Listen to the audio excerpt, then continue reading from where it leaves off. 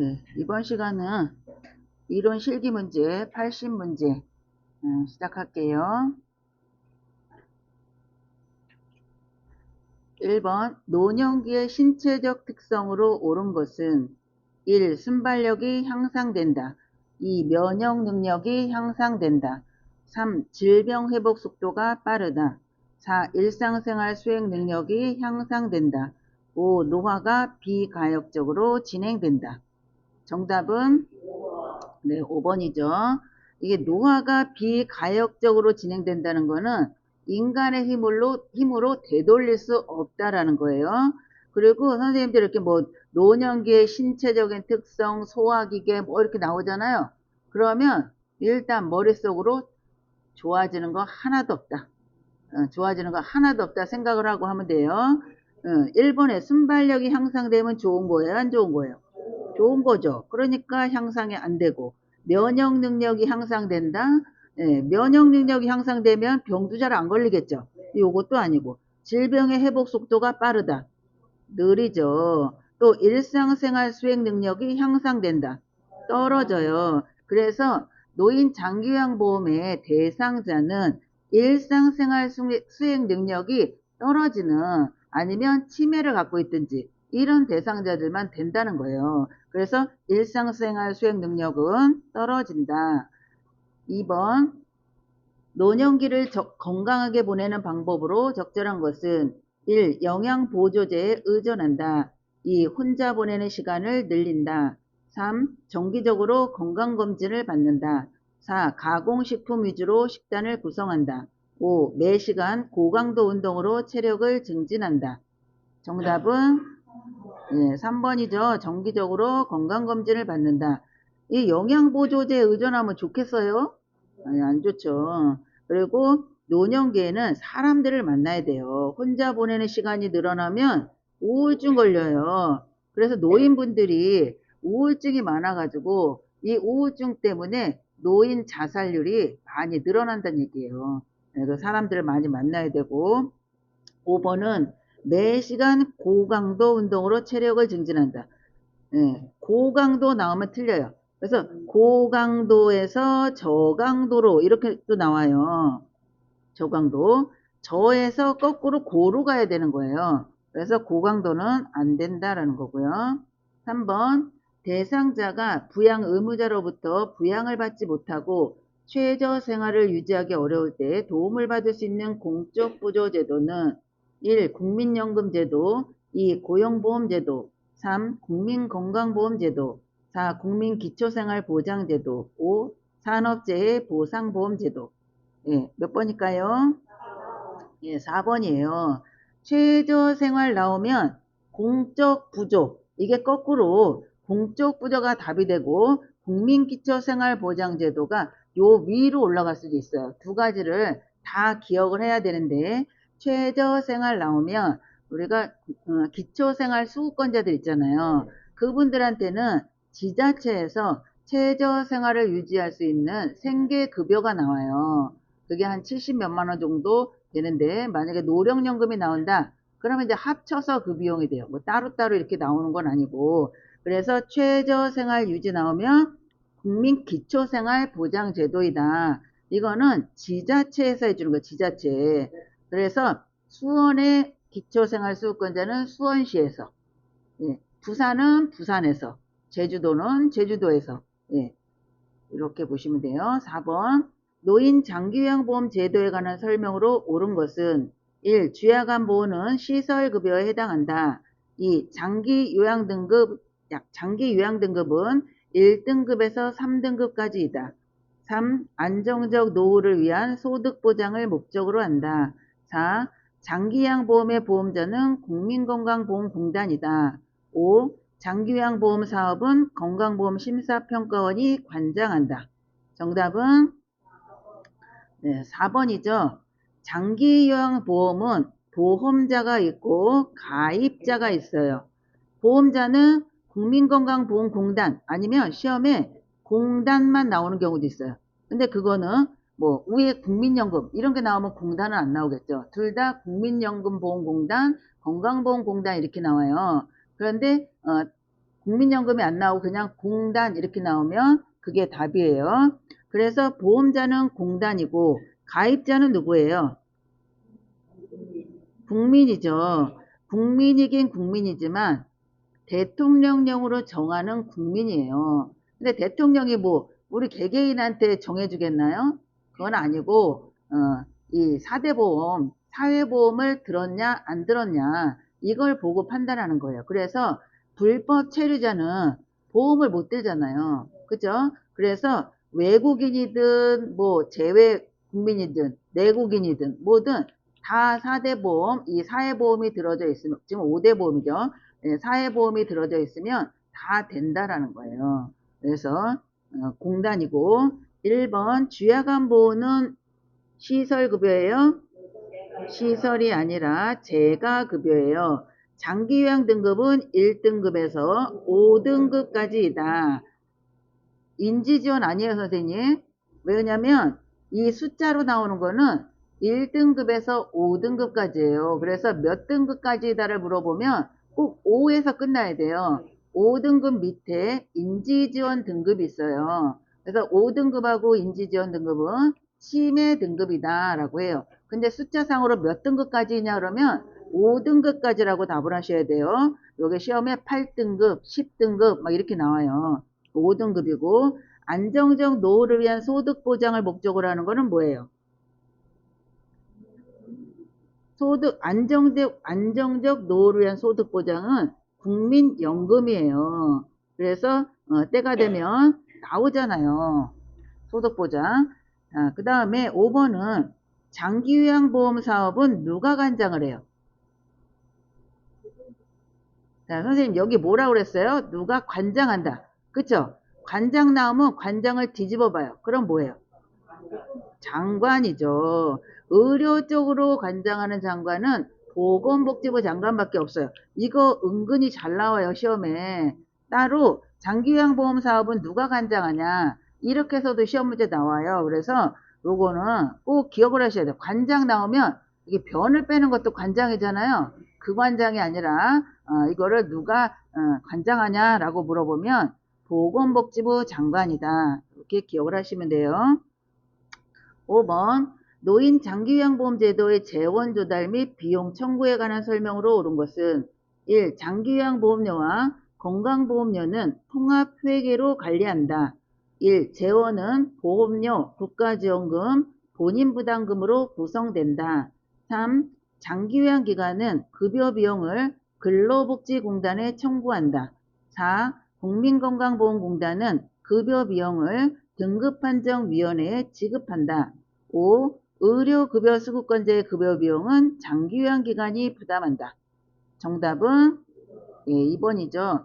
이 문제는 선생님 아주 엄청 많이 나와요. 이렇게 해서도 나오는 문제도 여러 번 나오고 따로따로 분리해서도 시험이 많이 나오기 때문에 이 내용은 완벽하게 알으셔야 돼요. 1번 보시면 장기요양보험료와 건강보험료는 통합 뭐예요?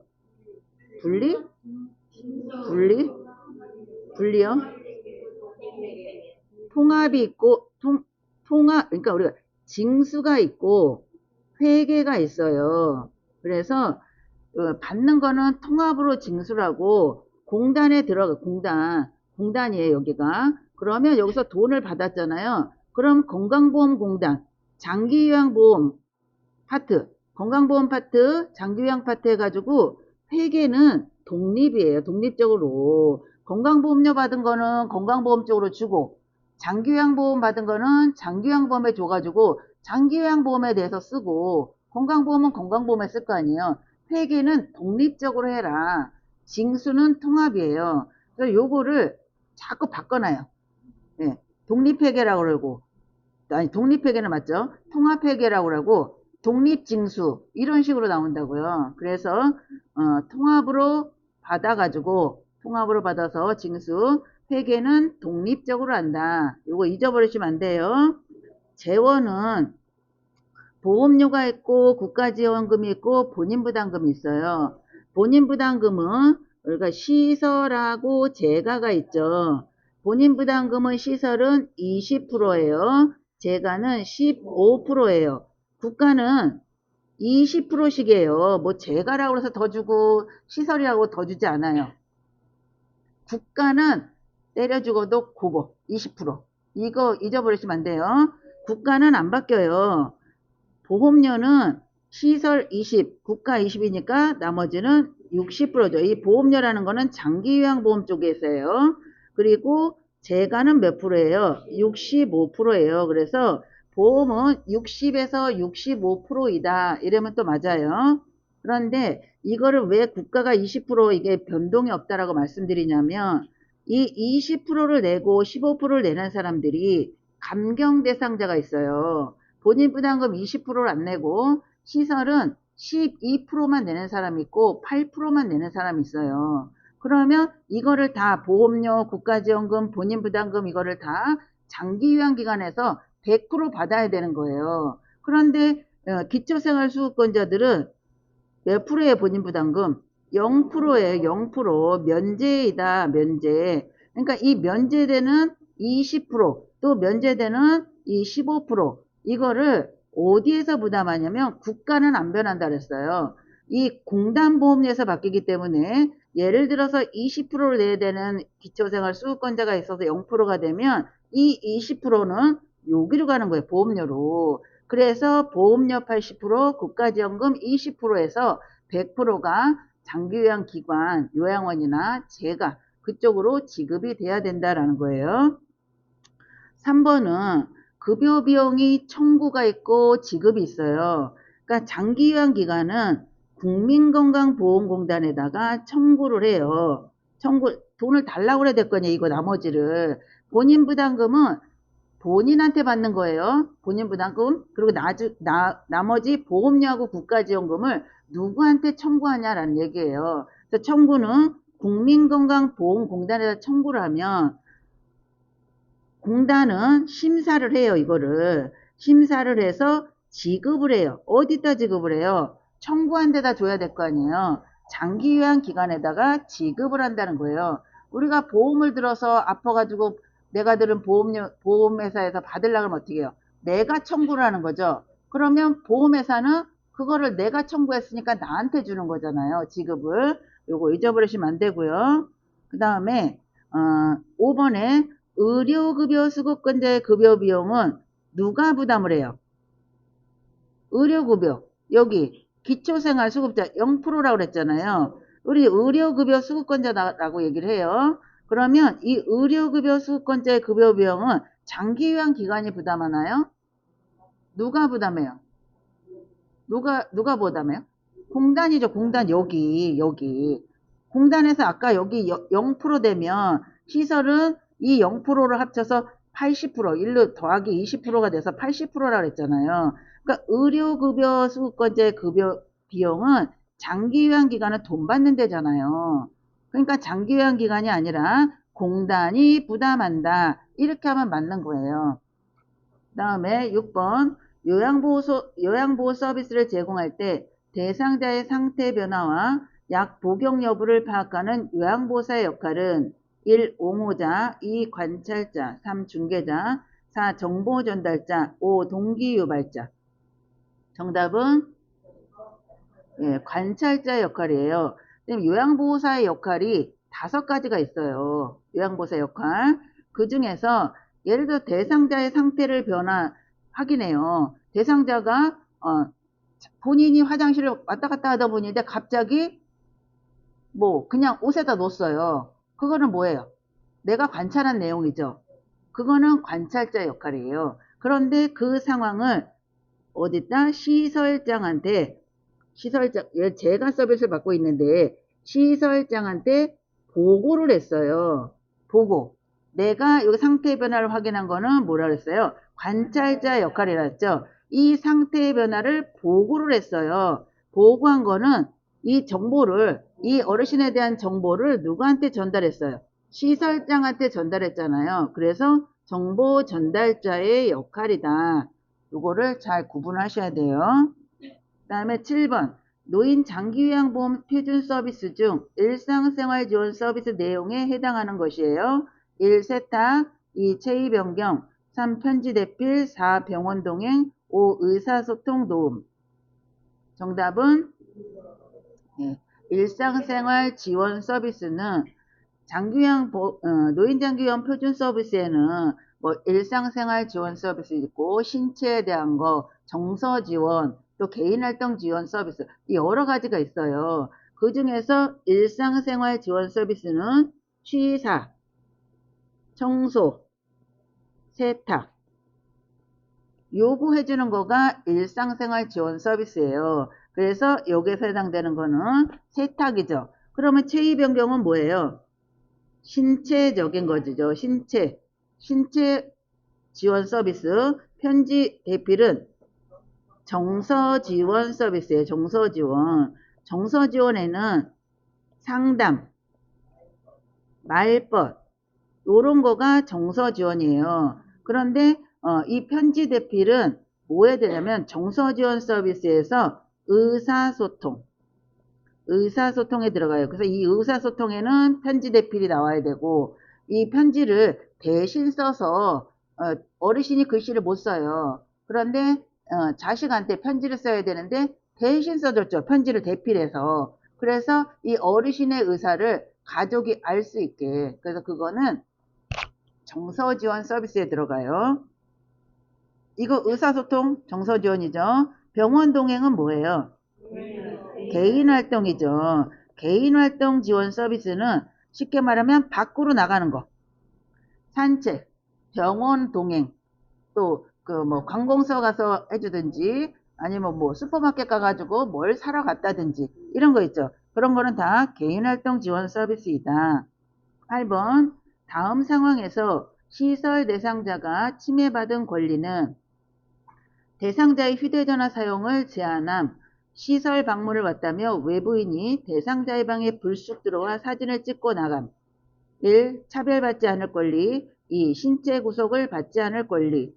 3. 사생활과 비밀 보장에 관한 권리. 4. 종교적 신념의 자유에 대한 권리. 5. 시설 정보에 대한 접근성을 보장받을 권리. 정답은 사생활이죠. 남의 방에 불쑥 들어와서 사진 찍고 이런 거 다 사생활과 비밀 보장에 관한 권리예요. 9번 가족이 일방적으로 전기와 수도를 끊어 대상자의 생존을 위협하는 노인학대 유형은 1. 자기방임 2. 경제적 학대 3. 정서적 학대 4. 신체적 학대 5. 언어적 학대. 정답은 신체적인 학대이죠. 자기방임은 자기 스스로 자기를 학대하는 거예요. 예를 들어서 사별을 했어요. 그래서 나도 따라 죽겠다고 밥도 안 먹고 약도 안 먹고 이래요. 그러면 노인 스스로 자기를 방치시키는 거잖아요. 자기방임이고 경제적인 학대는 돈하고 관련된 걸 찾으시면 돼요. 정서적인 학대는 말로 하는 거. 말로 하는 학대. 10번 다음에 해당하는 성희롱 유형은 외모에 대한 성적 비유, 성적 관계 회유. 1. 시각적 성희롱 2. 언어적 성희롱 3. 육체적 성희롱 4. 사회적 성희롱 5. 위계적 성희롱. 몇 번일까요? 네, 언어적인 거죠. 말로 했잖아요. 말로. 11번 요양보호사가 고용기관으로부터 업무상 부당한 대우를 받았을 때 대처 방법은 1. 고용 상태를 유지하기 위해 묵인한다. 2. 장기요양요원 지원센터에 상담을 신청한다. 3. 대상자의 가족에게 해결해달라고 요청한다. 4. 국민건강보험법에 따른 구제 방법을 알아본다. 5. 노인보호 전문기관에 법적 처리 방안을 알아본다. 정답은 2번이죠. 우리가 요양보호사는요. 장기요양요원이에요. CSI 요원 아니고 장기요양요원이에요. 그러니까 요양보호사도 그렇고 간호사도 그렇고 이런 장기요양기관에서 일하는 사람은 장기요양요원이에요. 이 사람을 지원하는 센터에 가서 상담을 해야 되겠죠. 그죠? 이것도 시험에 잘 나와요.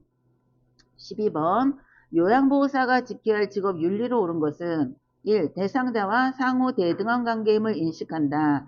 2. 계획된 것보다 시간을 늘려 서비스를 제공한다. 3. 대상자의 경제적 지위에 따라 서비스 내용을 달리한다. 4. 대상자 부재 시에 서비스를 제공하고 메모를 남긴다. 5. 타직종과의 협력보다 업무의 신속성을 중요시한다. 정답은 네, 1번이죠. 대상자하고는 상호 대등한 관계예요. 그런데 다른 쪽에서 요거 시험에 잘 나오는데 대상자와 수직적인 관계이다. 이렇게 나와요. 그럼 선생님들한테 그거 이제 틀렸대요. 그래서 그럼 무슨 관계예요? 그러면 수직적인 게 아니니까 수평적인가? 요거 수평적이라고 얘기해요. 근데 뭐 대등한 거나 수평이나 뭐 그게가 거기이긴 하지만 그래도 용어 자체는 상호 대등한 관계이다. 예, 그리고 서비스 시간은 늘려서 맘대로 하는 거 아니에요. 계약된 대로 하는 거고. 또 3번은 대상자의 경제적 지위, 뭐 돈에 따라서 이런 거에 따라서 차별하면요. 존엄의 원칙에 위배가 돼요. 그리고 4번에 대상자가 부재 시 어떻게 해야 돼요? 서비스를 제공하고 메모를 남기나요? 서비스를 제공하는 게 아니고 메모를 남겨놓고 가야 돼요. 메모를. 13번 요양보호사가 직업윤리원칙을 준수한 사례는 1. 업무 수행을 위한 지식과 기술을 습득하였다. 2. 자신의 건강관리보다 업무 성과를 우선하였다. 3. 장기 이용 대상자에게 본인 부담금을 할인해 주었다. 4. 근무 시간을 변경하여 제공한 후 시설장에게 보고하였다. 5. 의사소통이 어려운 대상자에게 임의로 서비스를 제공하였다. 정답은 1번이죠. 지식과 기술 나오면 요양보호사의 역할 중에 뭐라 그랬어요? 요양보호사의 역할 중에서 네, 좀 길죠? 6글자. 초성 퀴즈. 지식과 기술 뭐예요? 이거 시험에 굉장히 잘 나오는 거예요, 선생님. 이거는 꼭 기억하셔야 돼요. 지식과 기술을 습득하였다. 지식과 기술이 좋아요. 지식도 많고 기술적인 것도 아주 잘해요. 그런 사람을 뭐라 그래요? 뭐예요? 숙련된 수발자의 역할이다. 요양보호사 역할 중에서 숙련된 수발자. 왜냐면 지식도 많고 기술도 많아요. 그러면 예를 들어서 뭐 며칠 된 사람하고 선생님 1년 된 사람하고 누가 더 숙련됐겠어요? 1년 된 사람이 더 그러겠죠. 그래서 우리가 이제 여기 지식과 기술도 있지만 보수교육 있죠. 보수교육에 나오는 거는 우리가 요양보호사들이 2년에 한 번씩 보수교육을 받아요. 새로 돼가지고 시행이 되고 있는데 이 보수교육을 받는다는 거는 우리가 몰라서 보수교육 받는 거 아니에요. 알고 있지만 다시 한번 또 뭐 새로운 것도 나올 수 있지만 마음가짐이 또 새로 이야기를 듣다 보면 어때요? 아, 내가 좀 요런 부분은 좀 더 신경 써야 됐네. 아, 요런 내용도 있었네. 지식과 기술을 익힐 거 아니야, 그것도. 그래서 보수교육도 숙련된 수발자의 역할에 들어가요.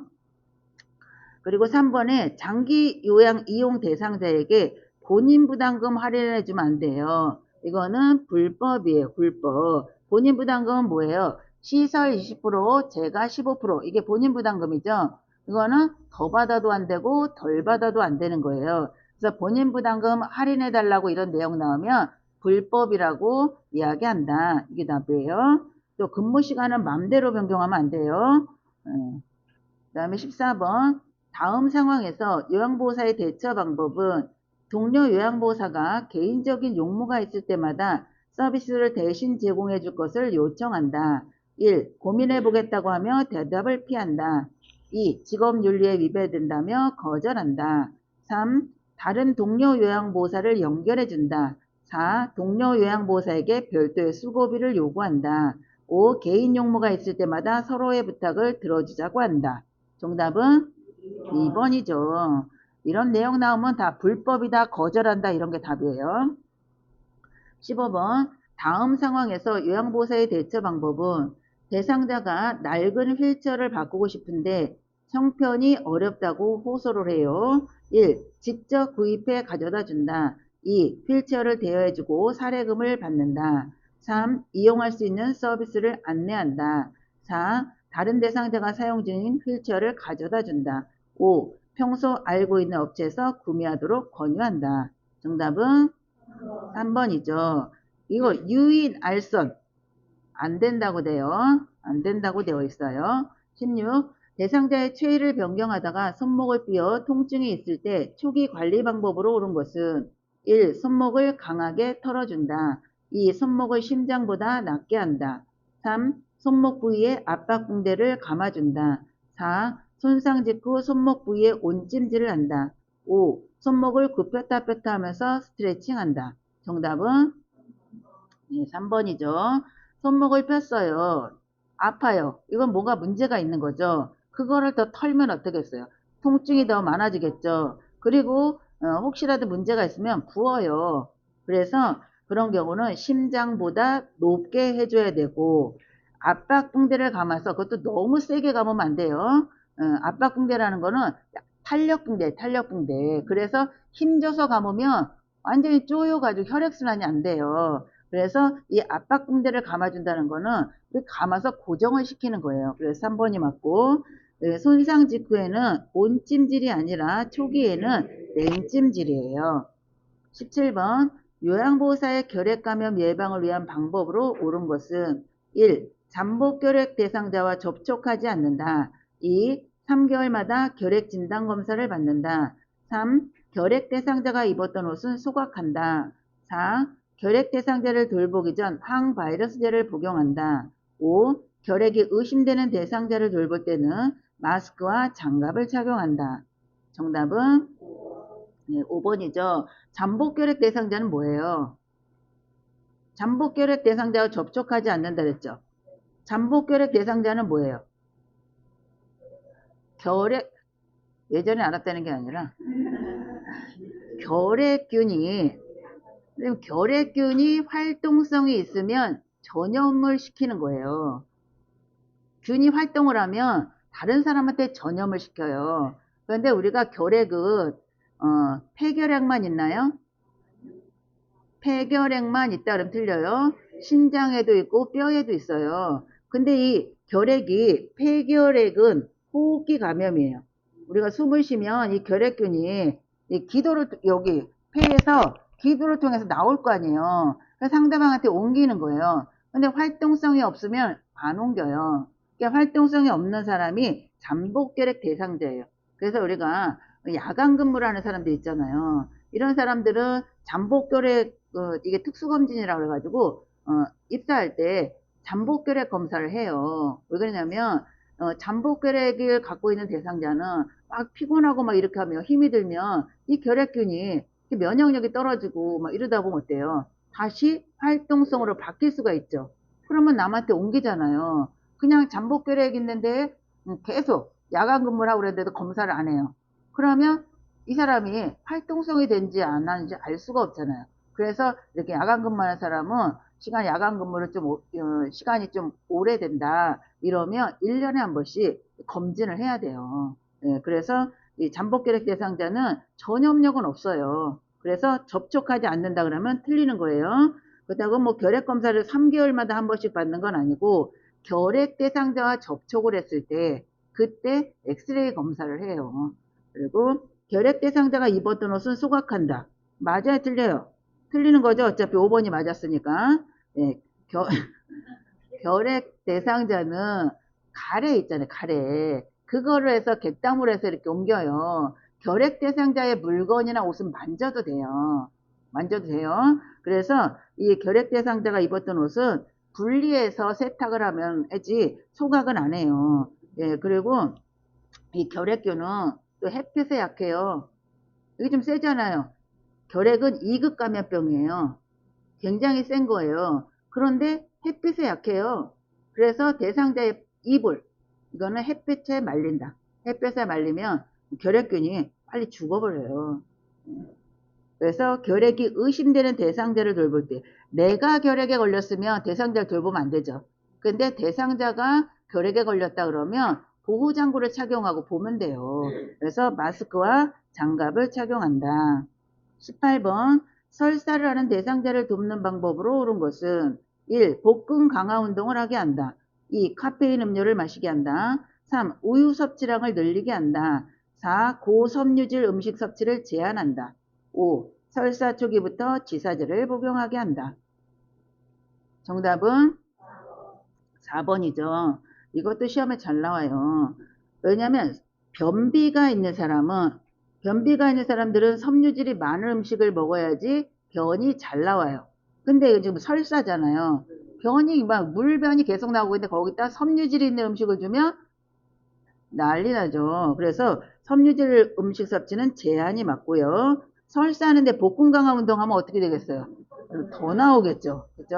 우유 섭취량, 우유 먹으면 설사하는 사람 있어요. 그래서 변비가 있는 사람은 오히려 우유를 먹는 게 좋고, 설사하는 사람은 먹으면 안 되겠죠. 예. 그리고 설사 초기부터 지사제를 복용한다. 이거는 좀 헷갈릴 수가 있는데, 우리가 이제 설사라는 거가 균을 내보내기 위한 우리 몸에서 하는 그런 이제 보상 아니 뭐지 자기 몸을 보호하기 위한 그런 기전으로 설사라는 경우가 있어요. 그래서 선생님들 우리가 이제 무슨 설사병 난 건 아니지만 가끔 배가 아파요. 그래서 화장실을 가면 설사를 해요. 근데 이거는 그냥 쫙쫙 하는 게 아니라 배가 아파서 이게 뭐 그냥 변이 마려운가 해서 갔더니만 설사를 해요. 그래서 물에 이렇게 둥둥 떠 있는 변을 본단 말이에요. 그런데 그렇게 해서 보는 게 계속 보는 게 아니라 한 번 보고 또 괜찮아요. 그리고 그 다음에 보면 정상변을 봐요. 이거는 뭔가 내 몸에 문제가 생기니까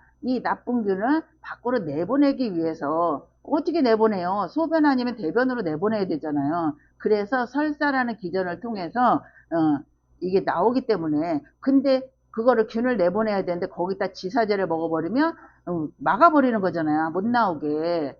이게 왜 그러냐면 제가 예전에 이제 요양병원에서 근무를 했을 때 거기 원장님이 미생물을 전공을 한 원장님이에요. 근데 코로나 때 이제 코로나 앓고 나서 설사를 하는 거예요. 또 코로나 앓고 나서 대상포진. 어차피 면역력이 떨어진 분들이 코로나도 많이 걸렸잖아요. 그래서 앓고 나서 치료를 받고 왔는데 대상포진이 오고 또 막 설사라고 해요. 그러니까 이제 의사한테 보고를 해야 되겠죠. 이 어르신은 설사한다고. 그랬더니 의사 선생님께서 하시는 말씀이 그냥 두라고 하더라고요. 왜냐면 이 코로나 때문에 몸에 이제 이제 균이 밖으로 나가려는 그런 기전이기 때문에 그냥 둬라. 그냥 한두 번 그냥 설사하는 거는 그냥 두라는 거죠. 근데 뭐 10번, 20번 한다고 이건 내 몸에서 균 나가기 위해서 설사하는 건가 이거 놔두면 어떻게 돼요? 탈수. 죽을 수도 있어요. 그래서 그냥 이렇게 뭐 한두 번 하는 거 이런 거는 살펴보면서 뭐를 해야 돼요. 이게 설사라는 게 변도 나가지만 수분도 나가죠. 그래서 수분을 보충을 해주면서 상태를 살피면 되겠죠. 그래서 설사 초기부터 지사제를 복용하는 거는 맞는 게 아니다라는 거예요.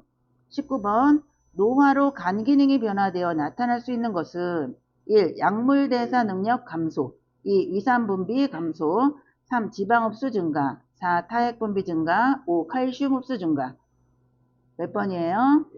예, 1번이죠.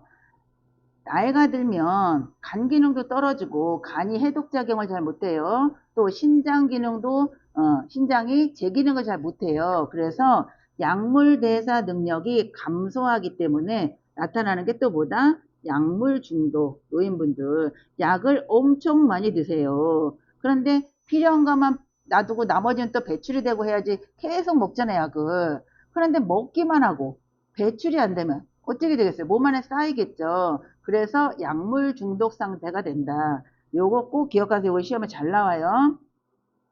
20번 노화에 따른 호흡기계 변화를 오른 것은 1. 폐활량 증가 2. 섬모운동 증가 3. 폐포의 탄력성 증가 4. 기침 반사 감소 5. 코점막의 건조함 감소 몇 번일까요? 네, 4번이죠. 이거 20번 문제도 별 5개 해놔야 돼요. 이것도. 어쨌든 호흡기계 나왔어요. 좋아지는 거 하나도 없다. 그럼 폐활량이 증가하면 좋은 거죠. 틀렸고. 섬모는 폐에 섬모가 있어요. 섬모. 근데 얘는 밖으로 이렇게 내보내는 역할. 그러니까 먼지나 이런 게 들어오면 어떻게 해요? 아니면 뭐가 걸렸어요. 그럼 밖으로 내보내는 역할을 해야 되는 게 섬모인데 이 나이가 들면 섬모가 줄어들어요. 그러니까 운동은 감소가 되고 폐포의 탄력성도 안 좋아지고 그런데 기침 반사는 감소가 돼요. 그러니까 기침 반사가 감소가 되니까 폐에 있는 기관지내 분비물은 어떻게 될까요? 분비물은 증가한다. 그래서 기침 반사가 감소하니까 폐에 있는 가래를 밖으로 배출을 못하니까 기관지 내 분비물이 쌓이게 되겠죠. 그래서 분비물은 증가하고 또 나이가 들면 갈증 반응이 줄어요. 갈증 반응이 줄어드니까 물을 잘 안 먹어요. 몸에 수분이 부족하니까 코에 있는 점막도 말라요. 입도 바짝바짝 말라서 맨날 입이 마른다 하면서 물은 드셔요, 안 드셔요? 안 드시죠. 왜? 먹고 싶지가 않으니까. 그죠? 21번. 적혈구 부족으로 몸에 필요한 산소를 충분히 공급하지 못하여 발생하는 질병은 1. 빈혈, 2. 정맥류, 3. 폐기종, 4. 혈전색전증, 5. 동맥경화증. 정답은 1번이죠. 빈혈. 혈액이 하는 역할이 산소를 공급하고 영양분을 공급하고 그래서 피가 모자라면 빈혈이 생기잖아요. 그죠? 피가 많아야지. 피가 없으면 빈혈인 사람들이 선생님들 숨이 차요. 숨이. 왜냐면 산소 공급이 제대로 안 되니까 피가 모자라니까 그래서 숨이 차요. 22번 전립성 비대증 대상자의 방광염 예방을 돕는 방법으로 옳은 것은 1. 유치도뇨간을 삽입한다. 2. 골반 근육 강화 운동을 하게 한다. 3. 맥주를 마시게 하여 소변량을 증가시킨다. 4. 낮에는 시간을 정해 규칙적으로 배뇨하게 한다. 5. 식이섬유가 풍부한 음식을 섭취하게 한다. 정답은 4번이죠. 전립선 비대증 이 대상자의 방광염 예방. 전립선 비대증, 방광염 이걸 앓고 있는 사람들은 수분 섭취를 많이 해야 돼요. 많이. 다음에 23번. 노화에 따른 근골격계 변화로 옳은 것은 1. 골반이 좁아진다. 2. 추간판이 얇아진다. 3. 근긴장도가 증가한다. 4. 인대의 탄력성이 증가한다. 5. 허리의 피하 지방이 감소한다. 정답은 2번이죠. 추간판이 얇아져가지고요. 나이가 들면 키가 어때요? 늘어요? 줄어요? 줄죠. 이렇게 추간판. 이게 좁아지니까 키가 줄어드는 거예요. 그리고 이 골반은 어때요? 할머니들 엉덩이 크잖아요. 골반은 넓어진다. 그러면서 허리에 뱃살은 나이가 들면 마른 사람도 배는 나와요. 그래서 허리의 피하 지방은 증가한다. 24번 오메 감염된 대상자를 돕는 방법으로 옳은 것은 1. 사용한 침구는 찬물로 세탁한다. 2. 가려운 부분에만 연고를 도포한다. 3. 아침에 약을 바르고 잠자기 전에 씻어낸다. 4. 감염 부위를 만져서 열감이 있는지 확인한다. 5. 대상자의 동거 가족은 증상이 없어도 함께 치료받게 한다. 정답은 네, 5번이죠. 옴도 시험에 잘 나와요. 옴은 침구류는 뜨거운 물로 세탁이에요. 그리고 연고는 얼굴 빼고 목에서부터 전신을 다 발라요. 언제 바르냐면 밤에 발라요. 왜 밤에 바를까요? 예, 이 옴진드기가 밤에 활동을 해요. 그래서 저녁 때 약을 바르고 아침에 씻어내요. 아침에. 감염 부위는 막 만지면 안 돼요. 이 대상자 동거가족도 이 만지지도 않았는데 이 함께 치료하는데 만지고 긁고 막 이러면 어떻게 하겠어요? 큰일 나겠죠. 이 동거가족은 다른 우리가 일반적인 질환이나 이런 거는 증상이 있어야 치료해요. 감기 걸렸다고 해서 다 감기약 먹나요?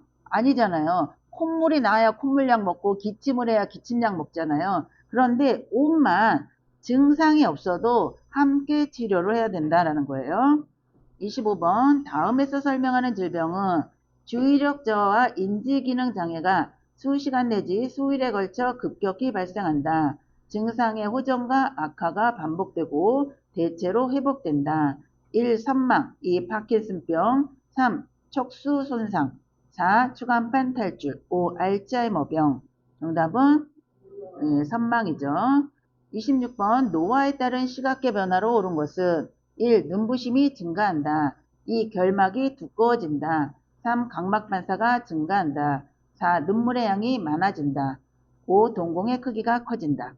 정답은 눈부심이 증가해요. 그래서 왜 그러냐면 이 동공이 반응이 빠르지가 않아요.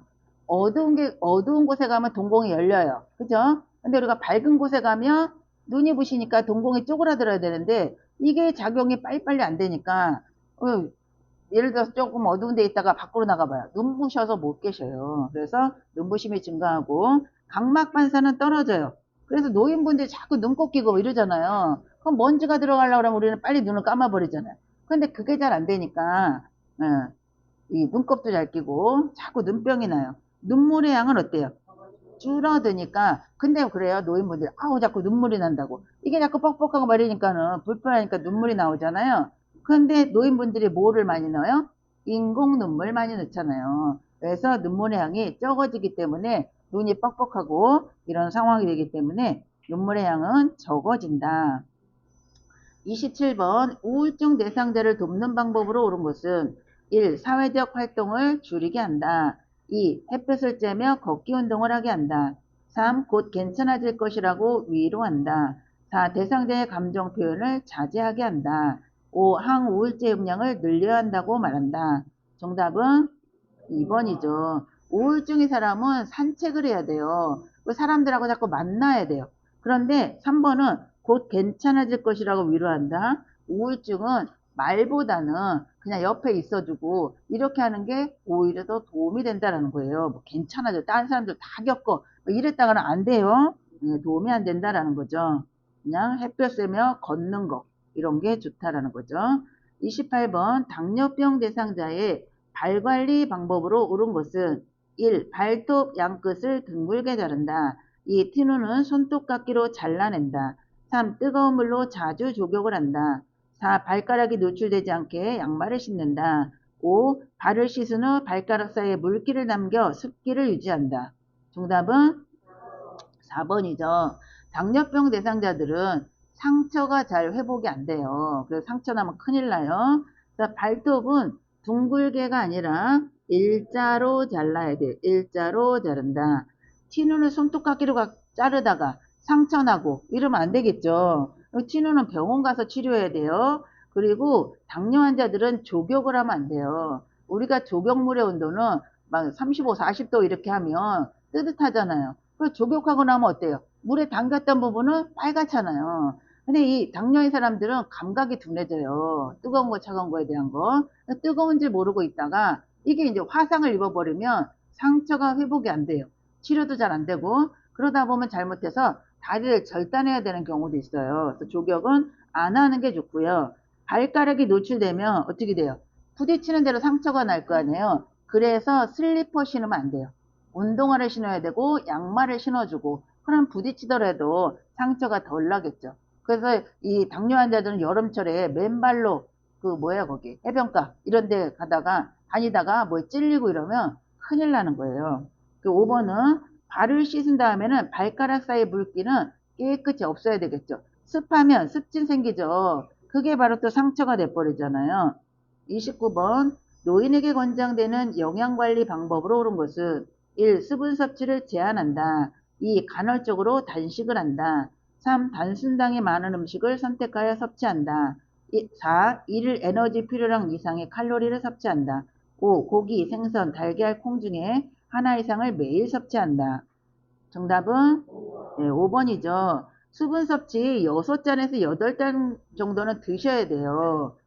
그리고 노인이 되면 칼로리 섭취, 활동량이 적으니까 1500에서 한 1600 정도 칼로리가 필요해요. 그런데 선생님들 치매 쪽에서 치매 환자들은 배회가 많잖아요. 배회가 많은 대상자는 어떻게 해야 되냐라고 하면 식사량을 늘려준다 해요. 왜냐하면 배회를 하니까 칼로리 소비량이 많죠. 소모량이. 그래서 그 배회하는 치매 대상자는 식사량을 줄여준다 이렇게 나오면 틀려요. 늘려준다 해요. 30번 노인의 운동관리 방법으로 옳은 것은 1. 준비운동을 생략하고 본 운동을 시작한다. 2. 방향을 빠르게 전환하는 운동을 한다. 3. 개인의 능력보다 높은 수준의 운동을 한다. 4. 최대 운동 능력으로 끌어올리기 위해 휴식을 취하지 않는다. 5. 낮은 강도로 운동을 시작하고 상태를 보면서 점차 강도를 높인다. 정답은 5번이죠. 저강도에서 고강도로 가야 돼요. 31번 65세 이상 노인에게 권장되는 예방접종에 관한 설명으로 옳은 것은 폐렴구균은 매년 1회 접종한다. 이 인플루엔자는 매년 2회 접종한다. 3. 백일에는 10년마다 접종한다. 4. 파상풍은 1회 접종했다면 10년마다 추가로 접종한다. 5. 대상포진은 과거에 홍역을 앓았다면 접종할 필요가 없다. 정답은 4번이죠. 1번 폐렴구균은 얼마 만에 해요? 65세 이상이 되면 폐렴구균 맞아야 돼요. 인플루엔자는 뭐예요? 독감이죠. 독감은 매년이에요. 매년 1회. 그래서 한 10월달 정도 되면 어때요? 프랭카드 걸리죠? 무료 접종. 100일에는 65세 이상이 되면 DPT라고 해가지고 디프테리아 100일에 파상통 요거를 1회 접종을 해요. 일단 세 가지를 1회 접종을 한 후에 10년마다 한 번씩 접종을 해야 될 거가 있어요. 이때 하는 거는 100일에는 빼고 디프테리아, 파상풍만 10년마다 한 번씩 접종을 해야 돼요. 그래서 이 디프테리아 100일의 파상풍은 65세 이상 되면 1회 접종을 하고 10년마다 예방접종 파티를 해라. 파상풍 디프테리아. 파상풍 디프테리아는 시험에 잘 나와요. 요거를 기억을 하시면 되고요. 그래서 파상풍은 1회 접종했다면 10년마다 추가로 접종한다. 여기 있죠. 10년마다. 아니면 이 파상풍 대신에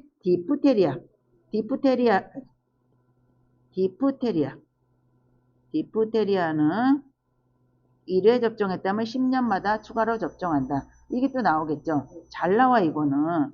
대상포진은 60세 이상이면 맞아요. 전에는 교재 바뀌기 전에 둘 다 65세였는데 이제 하나는 60세, 하나는 65세예요. 그럼 이거 어떻게 기억할 거예요? 헷갈려서. 헷갈리지 않나요? 안 헷갈려요? 헷갈리죠? 방법이 있죠. 가나다라 마바. 자, 디귿이 먼저예요? 피읒이 먼저예요? 디귿이 먼저죠. 60세가 먼저예요? 65세가 먼저예요? 그러면 뭐가 먼저예요? 대상포진이 먼저겠어요? 폐렴이 먼저겠어요? 대상포진이죠? 절대 잊어버리지 마세요. 32번 요양보호사의 업무보고가 중요한 이유는 1. 미납된 장기 요양보험료를 청구하기 위해 2. 대상자 가족의 부양 책임을 강화하기 위해 3. 요양보호사 중심의 서비스를 제공하기 위해 4. 기관의 이윤중대를 위한 방안을 제시하기 위해 5. 사고에 대한 신속한 대응으로 피해를 최소화하기 위해. 정답은 5번이죠. 우리 요양보호사 중심이 아니라 대상자 중심이에요. 대상자 중심. 그럼 대상자 중심의 요양보호잖아요. 네. 그 다음에 33번 요양보호사가 제공한 서비스 과정과 결과를 기록하는 목적으로 옳은 것은 1. 기관의 수익구조 분석 2. 업무 성과에 따른 보수 책정 3. 요양보호사의 업무 부담 경감 4. 기관 중심의 서비스 계획 수립 5. 요양보호 서비스의 연속성 유지. 정답은 5번이죠. 5번. 연속성. 이거는 뭐냐면 요양보호사가 바뀌었어요. 대상자 제가 서비스를 하는데 요양보호사가 바뀌었어요. 그런데 기록을 안 해놔요. 기록을 안 해놓으면 대상자에 대한 정보가 없겠죠. 그러면 또 바뀔 적마다 보호자나 어르신한테 자꾸 물어보면 짜증이 나겠어요? 안 나겠어요? 나겠죠. 그래서 짜증이 날까봐 그러는 건 아니고 그 전에 대상자에 대한 정보를 알면 그 다음에 간 사람도 대상자 케어하는데 도움이 되겠죠. 그래서 필요한 부분만을 물어볼 수 있죠. 그래서 연속적으로 이어질 수 있게. 요거는 시험에 잘 나와요. 서비스 연속성을 유지하기 위해서. 34번 사전 연명의료 의향서에 관한 설명으로 옳은 것은 1. 65세가 되어야 작성할 수 있다. 2. 사전 연명 의료 의향서를 등록하면 의료기관에 연동된다. 3. 연명의료 중단 의향을 명시해도 심폐소생술은 시행한다. 4. 사전 연명 의료 의향서를 등록한 이후에는 내용을 변경할 수 없다. 5. 연명의료 중단 이후에도 물과 영양분은 공급된다. 정답은 네, 5번이죠. 1번은 몇 세가 돼야 작성할 수 있어요? 네, 19세 이상이면, 근데 그것도 본인이 작성을 해야 돼요. 19세 이상이면 본인이 작성을 하는데, 보호자의 동의가 없어도 작성 가능해요. 2번은 사전연명 의료의약서를 등록을 하면 의료기관에 연동이 안 돼요. 조회가 안 되는 거예요. 연동이 안 된다는 거는 조회가 안 된다. 왜? 개인정보 이것 때문에 안 돼요. 그래서 이 사전연명 의료의약서를 썼으면 가족한테 얘기를 해놔야 돼요. 내가 언제 어떤 상황이 벌어졌을 때 내가 의식이 없어버리고 정말 사망에 임박했을 때 보호자가 모르면 끝까지 할 거 아니에요. 심폐소생술도 하고 인공호흡기도 달고 그래서 요거를 썼다라고 하면 꼭 가족한테 이야기를 하는 게 좋다라는 거예요. 그러면 3번에 연명의료 중단 의향을 명시하면 하지 말아야 될 거가 있죠. 하지 말아야 될 거는 심폐소생술. 심폐소생술을 한 사람들은 심장은 뛰지만 호흡이 없을 수가 있어요. 그러면 인공호흡기를 달죠. 연관져서 기억을 해야 돼요. 인공호흡기 이거 안 한다. 또 암 환자들 항암제 효과가 없어요. 그러면 그거 해야 돼요, 안 해야 돼요? 안 하죠. 그래서 항암제 안 한다. 그리고 혈액투석 안 한다. 혈액투석. 그리고 요거 이제 네 가지는 기본이고 수혈하지 않고 요 혈압이 떨어질 때 쓰는 승합제. 예, 승합제 압력을 올려주는 혈압을 올려주는 승합제는 사용하지 않는다라는 거예요. 사전 연명의료 의향서를 등록한 이후에는 내용을 변경할 수 있고 또 뭐를 해요? 치아? 치아 뭐 어디 소송 걸렸어요? 치아하게? 철회할 수 있다. 철회. 없던 걸로 하겠다. 뭐 소송 걸리셨어요. 예.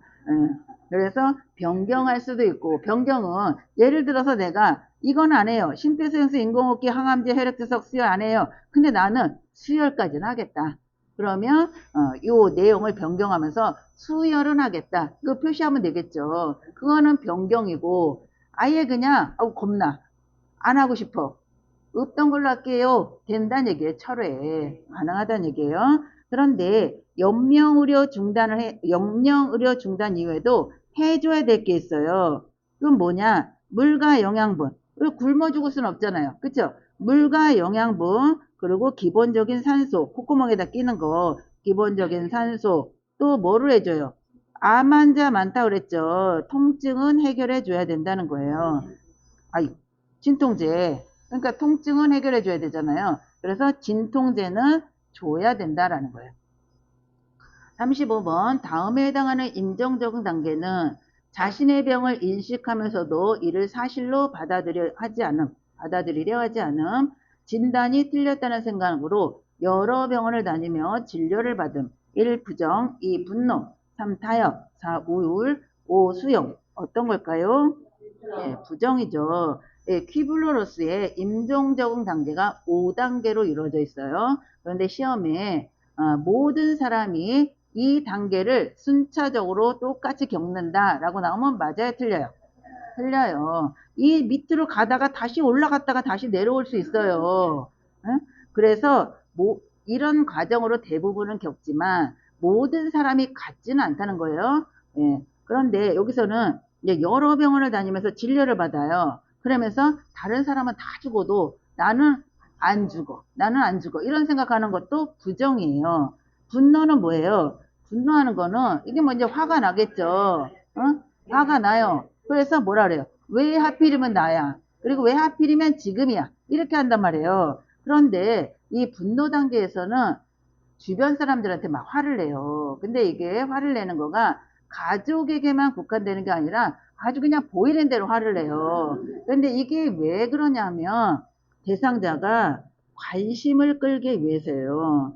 뭐 내가 이렇게 뭐 죽을 거니까 나한테 관심 좀 줘가 아니라 내가 이만큼 힘이 드니까 나한테 좀 관심을 가져달라. 그래서 관심을 끌기 위함이고 세 번째 단계가 타협의 단계예요.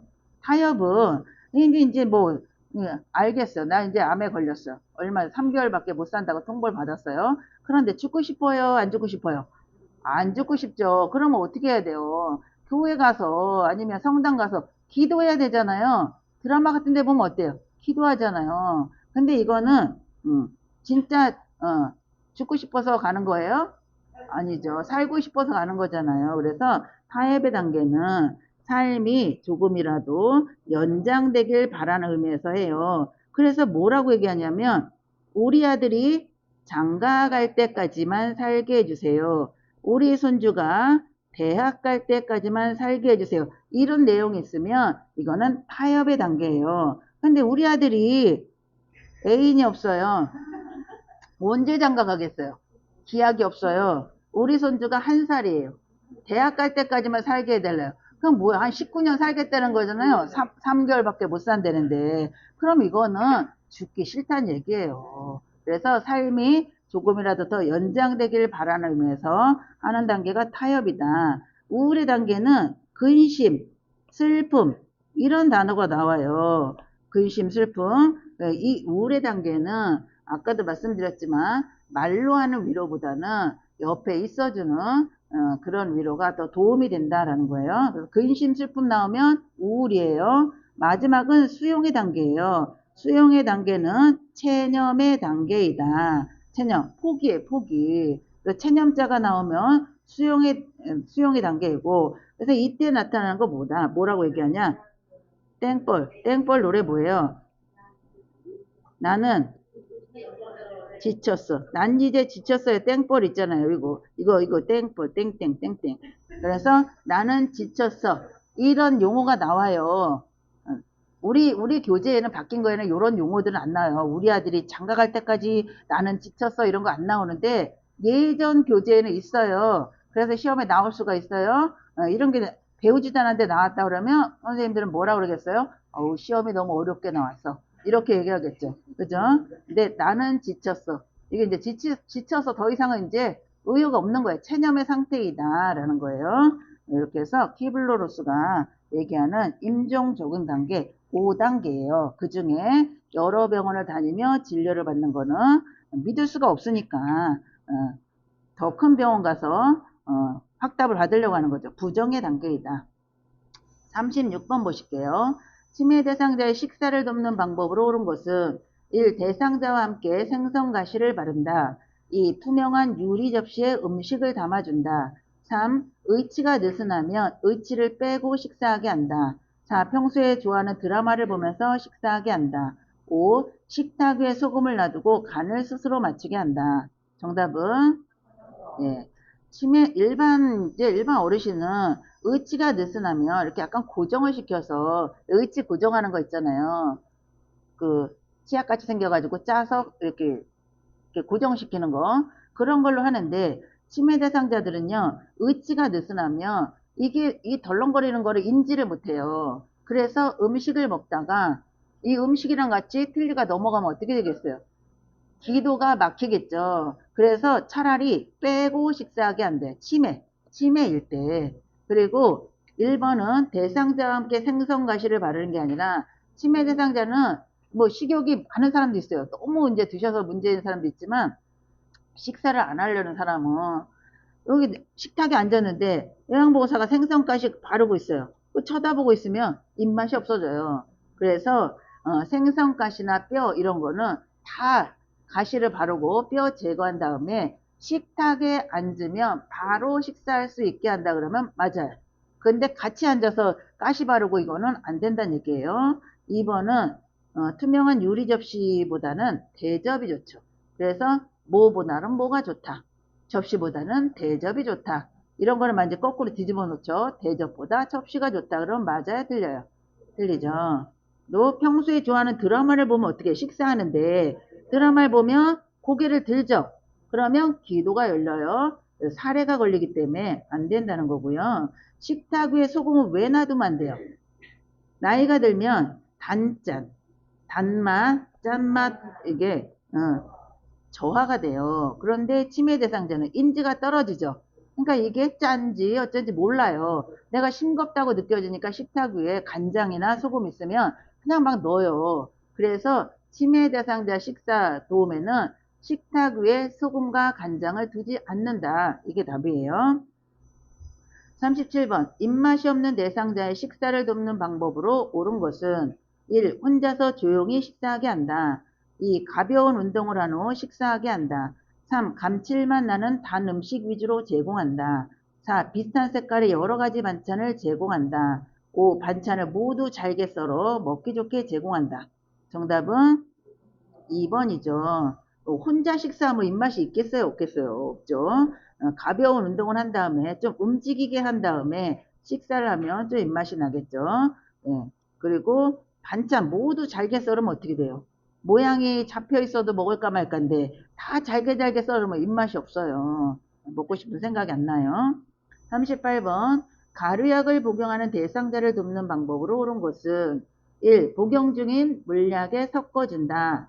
2. 혀 밑에 넣어 녹여 먹게 한다. 3. 가루약을 나누어 여러 번 먹인다. 4. 숟가락에 약을 담아 물로 녹여 먹인다. 5. 입에 물을 머금게 한 후 약을 털어 넣어준다. 정답은 4번이죠. 가루약 나오면 숟가락을 기억하라고 그랬어요. 그것도 물기 없는 숟가락이에요. 물약에 막 섞어서 주는 거 아니고 혀 밑에 넣어서 녹여 먹는 약은 따로 있어요. 협심증 약, 니트로글리세린 이런 거 쌀알 만한 거 통증이 있을 때 혀 밑에 넣으면 통증이 완화되는 이런 거나 이제 가루약을 혀 밑에 넣으면 어떻게 됐어요? 써서 먹을 수가 없겠죠. 그리고 약을 여러 번 나눠 먹이는 건 뭐예요? 가루약이 아니라 요거는 알약에 대한 거예요. 예. 또 입에 물을 머금게 하는 약 털어 놓으면 어떻게 해요? 가루약 털어 넣어 봤어요? 잘못하다 기침 나요. 그죠? 예, 살에 걸려요. 39번. 물약을 복용하는 대상자를 돕는 방법으로 옳은 것은 1. 약병 뚜껑의 안쪽이 위를 향하도록 바닥에 놓는다. 2. 색이 변한 물약은 흔들어 섞어 먹인다. 3. 계량컵을 바닥에 내려놓고 물약을 따른다. 4. 물약을 따른 후 손으로 약병 입구를 닦는다. 5. 약병 라벨이 붙은 쪽으로 물약을 따른다. 정답은 1번이죠. 약병 뚜껑은 안쪽이 위를 향하고 요 뚜껑의 위쪽이 바닥을 향하게 해요. 색이 변한 물약은 어떻게 해요? 버려야죠. 이걸 섞어서 먹으면 안 돼. 버린다예요. 계량컵은 바닥에 내려놓는 게 아니라 눈높이에 맞추어서 물약을 따라야 되고 물약은 더 따르면 어떻게 해요? 버린다예요. 근데 실제로 버리겠나요? 종이컵에다 따라 놓고 있다가 그 다음에 약 먹을 때 먹던 한이 있더라도 근데 우리는 시험을 봐야 되니까 더 따른 거, 또 알약도 더 나온 거 이런 건 다 버린다가 답이에요. 그리고 4번 물약을 따르는 손으로 약병 입구는 안 닦아요. 그리고 5번은 약병 라벨이 붙은 쪽으로 물약을 따르는 게 아니라 붙은 쪽으로 잡고 그리고 물약은 반대쪽으로 따른다. 라벨의 반대쪽으로 따르는 거예요. 반대쪽. 40번 대상자의 귀에 물약을 투여하는 방법으로 옳은 것은 1. 냉장고에서 꺼내어 바로 사용한다. 2. 약을 넣은 쪽 귀를 아래로 향하게 한다. 3. 귓바퀴를 후 하방으로 잡아당긴 후 약을 넣는다. 4. 약을 넣기 전에 면봉으로 귓속을 깨끗이 닦아준다. 5. 귓구멍 측면을 따라 약이 흘러들어가게 잠적한다. 정답은 5번이죠. 냉장고에서 꺼낸 약은 약이 차갑죠. 차갑거나 뜨거운 약을 넣으면 어떻게 해요? 뜨거운 약을 넣으면 어지러움증, 오심, 구토 이런 증상이 나타나요. 그래서 이렇게 겨울철 같은 데는 실온에 이 물약이랑 안약 이거는 실온 보관이에요. 근데 실온에 보관해도 약이 차요, 안 차가워요?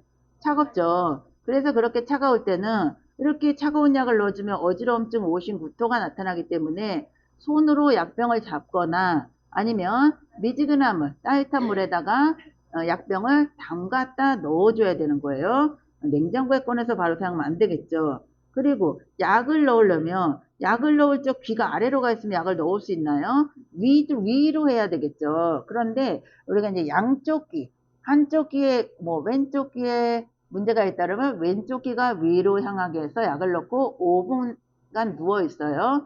그런데 양쪽 귀에 문제가 있다면 한쪽 귀에 약을 넣고 5분 누워 있고 또 반대쪽 귀를 위로 해서 약을 넣고 5분을 있다가 일어나야 되겠죠. 귀바퀴는 어디를 잡아당겨요? 후상방을 잡아당겨야 되고요. 이렇게 있으면 요 부분을 후상방으로 잡아당겨요. 그리고 약을 넣기 전에 면봉으로 귓속이라 그러면 틀려요. 귓속도 틀리고 내이도도 틀려요. 그러면 요거는 뭘로 해야 되냐? 귀입구, 귓바퀴, 귀바퀴 요거는 맞고 외이도 이렇게 나오면 맞아요. 닦아주는 게. 근데 귓속, 귀 안쪽, 내이도 이렇게 나오면 틀려요. 그리고 5번은 귓구멍 측면을 따라 약이 흘러들어가게 점적한다. 여기 구멍 있잖아요. 물약을 가운데 떨어뜨리는 게 아니고 요 측면을 따라서 흘러들어가게 그렇게 해서 점적을 하라는 거죠. 41번 침대에 누워 지내는 대상자의 침상배설을 돕는 방법으로 옳은 것은 1. 복부를 시계 방향으로 마사지한다. 2. 배변 후 물류지로 닦고 바로 옷을 입힌다. 3. 침상 발치를 올려 배변하기 쉬운 자세가 되게 한다. 4. 찬 수건으로 항문 주위를 닦아줘 변이를 자극한다. 5. 변이를 호소하면 한두 번 참게 한 후 변기를 데워준다. 정답은 1번이죠. 시계 방향 나오면 무조건 시계 방향이라 그랬어요. 우리 교재에서 시계 방향은 뭐가 있어요? 배설할 때 시계 방향, 목욕할 때 복부 닦아줄 때 시계 방향. 다 배설하기 쉽게 하기 위해서 장 운동을 활발히 해주기 위해서 시계 방향으로 해주는 거예요. 근데 시력이 안 좋은 대상자 식사 보조할 때 반찬 위치 시계 방향으로 나요. 그러니까 어쨌든 이래저래 시계는 시계 방향이다. 이렇게 기억하시면 돼요. 2번은 배변 후 물휴지로 닦고 바로 옷을 입히는 게 아니라 물휴지가 나오면 뭐가 나와야 돼요? 마른 수건이 나와야 돼. 마른 거. 그렇게 해서 입혀야 되고 대상자 침상 배설은 침대 위에 누워있는 대상자를 뭐로 해줘요? 변기를 대주는 거죠. 그러면 배변하기 쉬운 자세를 하면 이 발 쪽을 올리는 게 아니고 머리 쪽을 올려줘야 되는 거죠. 머리 쪽을. 그래서 침상 발치는 안 되는 거고요. 찬수건으로 항문 주위 닦으면 어떻게 해야 돼요? 예, 쏙 들어가요?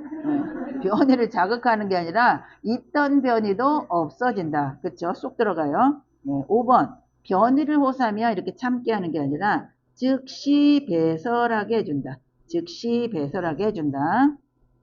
42번. 휠체어를 사용하는 왼쪽 편마비 대상자의 화장실 이용을 돕는 방법으로 옳은 것은 1. 화장실 밖에 응급배를 설치한다. 2. 휠체어에 걸터 앉게 한 후 이동시킨다. 3. 배뇨 후 도움이 필요한 부분을 도와준다. 4. 화장실 앞에 화분을 놓아 화장실 위치를 표시한다. 5. 침대에서 휠체어를 옮길 때 대상자의 왼쪽에 휠체어를 놓는다. 정답은 3번이죠. 1번은 화장실 밖이 아니라 화장실 안에 배를 설치해야지 누를 거 아니에요. 2번은 휠체어에 걸터 앉은 다음에 이동을 하면 떨어질 수가 있어요. 낙상. 그래서 걸터 앉는 게 아니라 깊숙이 앉게 한 후에 이동이에요. 그 다음에 화장실 앞에는 화분 놓으면 걸려 넘어질 수 있죠. 5번은 왼쪽이 마비라고 그랬어요. 그러면 침대에서 휠체어로 옮길 때는 대상자의 오른쪽에 휠체어를 놔야 되겠죠. 건강한 쪽에 휠체어를 놔줘야 돼요. 43번 이동변기를 사용하여 배설하는 대상자를 돕는 방법으로 옳은 것은 1. 등받이가 없는 변기를 준비한다. 2. 변기 앞에 작은 매트를 깔아준다. 3. 움직이기 힘들어하면 안아서 변기에 앉힌다. 4. 양쪽 발의 발가락 끝이 바닥에 닿게 변기에 앉힌다. 5. 배설 시 소리가 나지 않게 주변 환경을 조용하게 한다. 정답은 3번이에요. 왜 3번이에요? 움직이기 힘들어하면 그냥 안아서 앉혀야 돼요? 이동변기는 서거나 앉을 수 있으면 이동변기를 사용할 수 있다 그랬어요. 그렇죠? 그래서 본인이 움직이기 힘들으니까 안아서 변기에 앉히면 앉을 수 있는 사람이잖아요. 그래서 이거는 맞는 거예요. 근데 등받이를 없애면 뒤로 넘어가겠죠. 또 이동변기는 등받이, 팔걸이 다 있어야 되고요. 변기에 앉으면 발바닥이 바닥에 닿아야 편안하게 앉을 수 있어요. 그래서 이동변기에 앉았을 때 무릎이 90도가 되게 해서 바닥이 바닥에 닿아야 돼요. 그냥 발가락 끝으로 이렇게 하고서 배설하려고 그러면 나와야 안 나와요. 안 나오죠. 그리고 5번은 배설 시 소리가 나지 않게 주변 환경을 조용하게 해놓으면 나와야 안 나와요? 안 나오죠. 그래서 어떻게 하라 그랬어요? 이동변기 안쪽에 화장지를 뭐 한두 장을 넣어주고 TV나 음악을 틀어준다. 그래서 이 소리를 없애야지 편안한 마음으로 배설을 할 수가 있겠죠. 44번 기저귀를 사용하는 대상자를 돕는 방법으로 옳은 것은 1. 하루에 3번 기저귀를 갈아준다. 2. 둔부의 피부색과 상처 유무를 살핀다. 3. 둔부에 발적이 있으면 연고를 발라준다. 4. 냄새가 나지 않게 기저귀를 단단히 조여준다. 5. 바지를 내린 후 면도개를 덮고 기저귀를 갈아준다. 몇 번이에요? 예. 둔부의 피부색과 상처 유무를 살핀다. 그런데 이거 살피는 거는 기저귀를 가를 때 안 보는 듯 하면서 봐야 되겠죠. 어디 엉덩이 좀 봐요. 여기 상처 있나 이러면 자존심 상하잖아요. 창피하고. 그래서 기저귀 갈아주면서 안 보는 척 하면서 봐요. 이거는 요양보호사 역할이 무슨 역할이에요? 관찰자 역할이에요. 살피는 거. 그래서 상처가 있어요. 보고를 했어요. 그러면 이거는 무슨 역할? 정보 전달자의 역할이다라는 거예요. 네, 그래서 이렇게 1번처럼 3번 규칙적으로 이런 거는 안 된다라는 거예요. 왜냐면 대상자가 눈 양이 틀리잖아요. 근데 규칙적으로 갈아주면 안 돼요. 네, 그리고 둔부에 발적이 있으면 연고를 발라준다. 발적이 있으면 어떻게 해야 돼요? 연고를 발라주는 게 아니라 보고를 한대. 보고는 뭐라고요? 정보 전달자의 역할이다. 그래서 뭔가 문제가 있으면 무조건 답은 보고한다예요. 냄새가 나지 않게 기저귀를 단단히 조이면 쪼여가지고 불편해서 못 있죠. 네, 5번 바지를 내린 후 면도개를 덮고 기저귀를 갈아준다. 네, 그렇죠. 바지를 내린 후 면도개를 덮고 기저귀를 어떻게 갈겠어요? 그죠? 면도개 덮고 어떻게 갈아요? 그러면 엉덩이에 상처가 있는지 없는지도 볼 수가 없죠. 면도개 덮는 거 아니에요. 배설을 할 때 변기에 앉잖아요. 그때 아니면 뭐 변기를 대줄 때는 면도개를 덮고 변기를 대주는 거야. 면도개를 덮고 바지를 벗기고 변기를 대줘요. 그런데 변기를 대주고 나서 이걸 치울 때는 침상을 내리고 면도개를 없애고 면도개를 치우고 그 다음에 닦아줘야죠. 보여야 닦을 거 아니에요. 이것도 마찬가지예요.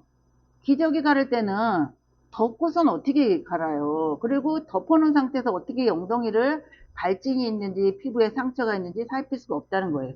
그래서 배설할 때 그 간이변기 대주는 거랑 착각하시면 안 돼요. 네, 45번 유치도뇨관을 삽입하고 있는 대상자를 돕는 방법으로 옳은 것은 1. 소변이 새면 유치도뇨관을 제거한다. 2. 산책하는 동안에는 연결관을 잠가둔다. 3. 수분 섭취를 제한하여 배뇨량을 조절한다. 4. 연결관이 빠지지 않도록 침상에 누워있게 한다. 5. 소변 주머니를 비운 후 배출구를 알코올 솜으로 닦는다. 정답은 네, 5번이죠. 이 소변백 있죠? 백. 소변백에 여기 밑에 여기 배출구에 요거를 열고 소변을 버려요. 소변을 다 버리고 나서 잠그고 요 부분을 알코올솜으로 닦는 거예요. 알코올솜으로. 그리고 소변백에 구멍이 있어요. 여기를 다시 집어넣어야 돼요. 밑으로 내려가 있으면 바닥에 막 이렇게 닿아가지고 균이나 이런 게 이 소변백을 타고 소변줄로 들어가서 방광으로 들어가겠죠. 염증이 생길 수 있어요. 소변이 된다 그래서 제거하면 안 돼요. 유치도뇨관은 선생님들이 제거하는 게 아니에요. 그리고 산책하는 동안에는 연결관은 열어놔야 돼요. 소변의 양이 얼마나 나올지 모르잖아요. 산책하고 있는데 소변 양이 많아서 꽉 찼어요. 그럼 불편해서 산책이 안 되겠죠. 그리고 유치도뇨관을 갖고 있는 사람은 수분 섭취 권장이에요. 권장. 네, 그리고 침상에 누워 있을 때도 침대에서도 움직임이 가능하고 침상 밖에서 거동도 가능하다고 알려준다라고 했죠. 이렇게 침상에 누워만 있게 하면 안 된다는 거죠. 46번 대상자의 머리를 감기는 방법으로 옳은 것은 1. 저녁 식사 후에 감긴다. 2. 두피를 손가락 끝으로 마사지한다. 3. 모발 끝에서 두피 쪽으로 빗질한다. 4. 10도 정도의 물로 감긴다. 5. 두피에 염증이 있으면 두피 보호제를 바른다. 정답은 네, 2번이죠. 근데 이게 손가락 끝이 아니라 손톱 끝으로 마사지한다 그러면 틀리는 거예요.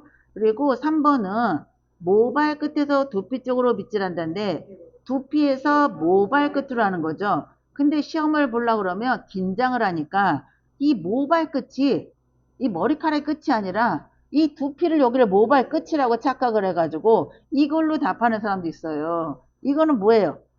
우리가 그 미스코리아 사자머리 만들 때 거꾸로 빗는 거 있잖아요. 일본 말로 훅가시 논다 그러잖아요. 훅가시. 이게 모발 끝에서 두피 쪽이에요. 그래서 요거는 시험에 잘 나와요. 착각하시면 안 되고. 물의 온도는 35도이다. 두피에 염증이 있으면 어떻게 해요? 보고한다. 보고. 47번 대상자의 두발 청결을 위해 두발 전용 세정제를 사용하는 방법으로 옳은 것은 1. 세정제를 사용한 후에 린스로 헹군다. 2. 세정제를 젖은 수건에 묻혀 사용한다. 3. 물과 세정제를 2대1로 섞어서 사용한다. 4. 모발을 물로 적신 후에 세정제를 발라준다. 5. 세정제를 사용한 후에 마른 수건으로 모발을 닦아 말려준다. 정답은 네, 5번이죠. 이 두발 전용 세정제는 물 없는 샴푸예요. 물을 사용하지 않는 물 없는 샴푸이다. 그래서 물자 들어가면 아니면 아무튼 젖은 거, 물 이런 게 나오면 답이 아니에요. 여기 헹구는 거는 물로 헹구는 거죠. 그죠? 여기다 젖은 수건 안 되고 여기도 물 나왔고 여기도 물 나왔고 다 빼고 나면 얼떨결에 5번이 답이죠. 그런데 읽어보면 세정제를 사용한 후에 마른 수건으로 모발을 닦아 말려준다.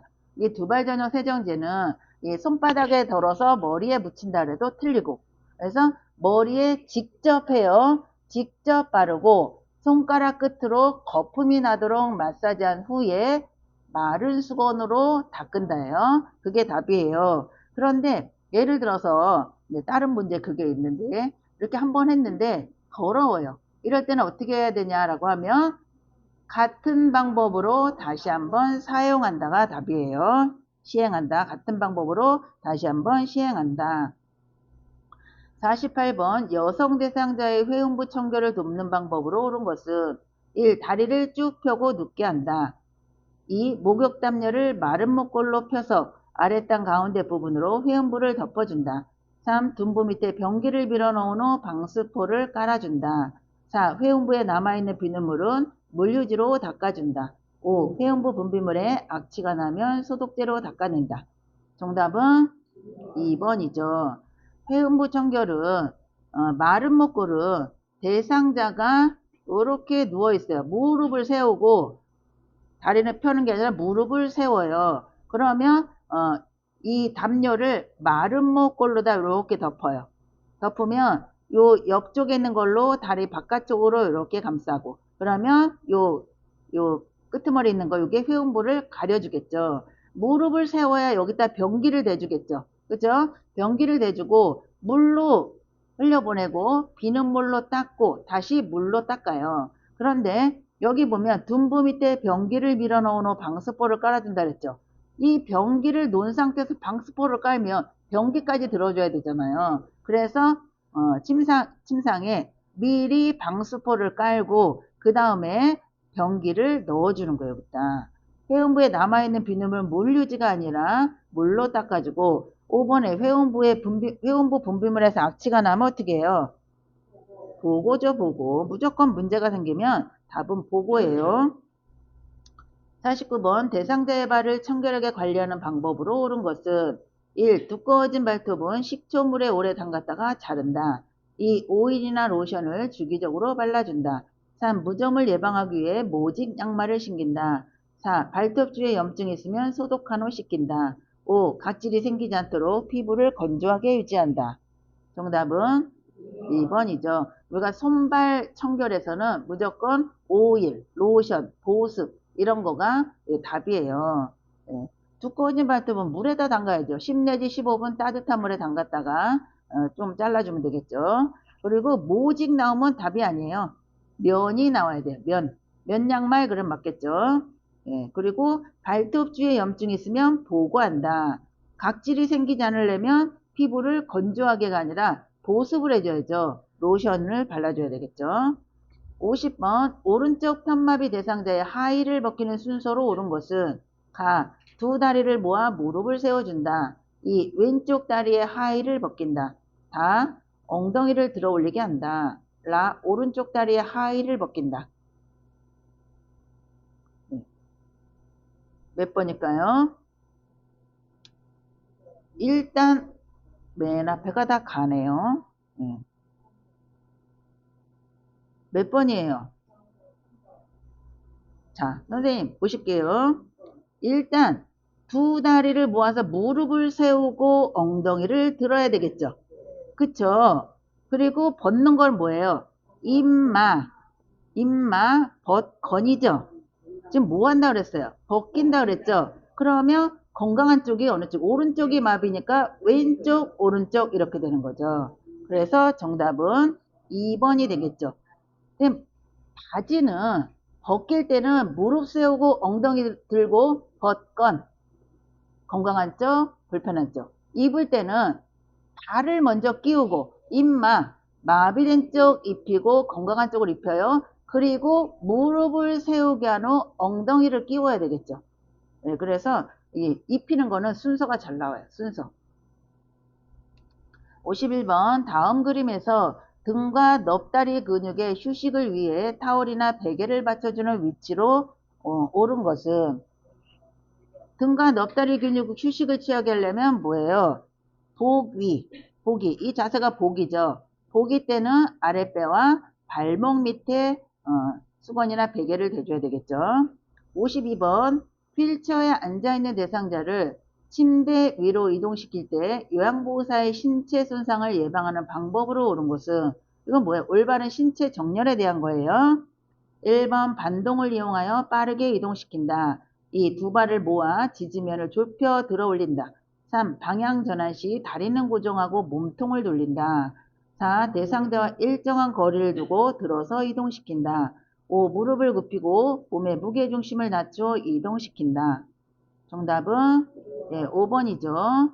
빠르게 나오면 틀린다 그랬어요. 그리고 두 발은 벌리고 지지면은 넓히고죠. 넓히고 대상자는 가까운 거리에서 해야 된다 그랬어요. 거리를 두면 안 되고 53번 다음 그림과 같이 오른쪽 발목을 접질른 대상자를 부축할 때 요양보호사의 위치와 잡아주어야 하는 대상자의 신체 부위로 옳은 것은 지금 오른쪽이 접질렸어요. 그러면 요양보호사는 어느 쪽에 서야 돼요? 건강한 쪽, 건강한 왼쪽에 서야 돼요. 그쵸? 그러면 대상자는 건강한 쪽의 팔을 요양보호사의 어깨에 올리고 요양보호사는 손목을 잡는다 그랬어요. 또 요양보호사의 오른손은 어디가 있어야 돼요? 허리는 허리인데 어느 쪽 허리요? 반대쪽 허리. 먼 쪽의 허리, 반대쪽 허리예요. 그래서 답은 몇 번이에요? 2번이죠. 54번 다음 그림과 같이 가파른 내리막길에서 휠체어를 타고 있는 대상자를 이동시키는 방법으로 옳은 것은 1. 휠체어를 뒤로 돌려 지그재그로 내려간다. 2. 휠체어를 뒤로 돌려 앞바퀴를 들고 내려간다. 3. 휠체어를 앞으로 하여 뒷걸음으로 내려간다. 4. 휠체어를 앞으로 하여 지그재그로 내려간다. 5. 휠체어를 앞으로 하여 앞바퀴를 들고 내려간다.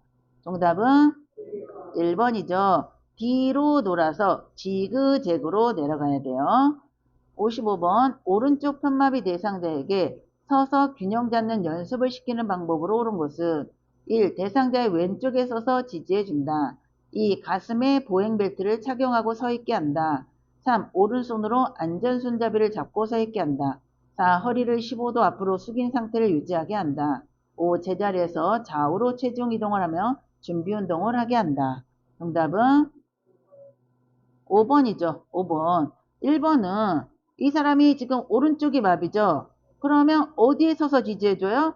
오른쪽에 서야 되죠. 요양보호사는 대상자의 오른쪽에 서서 지지를 해줘죠. 마비 쪽에.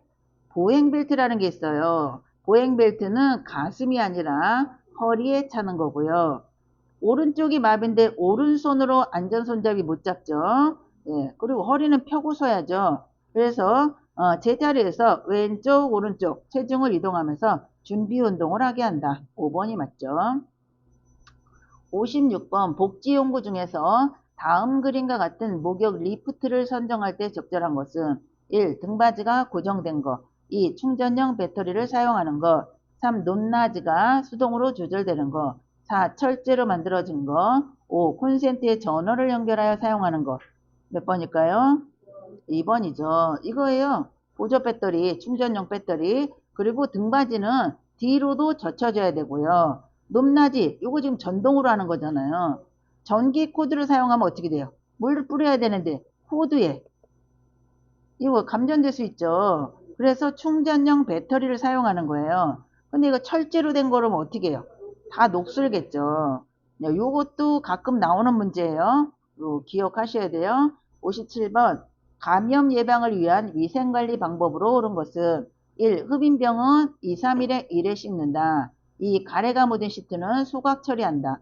3. 고무 재질의 카테터는 햇볕에 말린다. 4. 배설물이 묻은 의류는 따로 세탁한다. 5. 혈액이 묻은 옷은 더운 물로 빨고 찬물로 헹군다. 정답은 4번이죠. 1번은 흡인병은 2, 3일에 1회가 아니라 1일 1회 이상 1일 1회 이상 씻는다. 가래가 묻은 시트는 소각 처리하면 어떻게 돼요? 가래 빼는 사람은 아주 입을 나만하지도 않아요. 예, 그래서 소각이 아니라 분리 세탁한다. 다른 거랑 분리해서 세탁을 하면 되죠.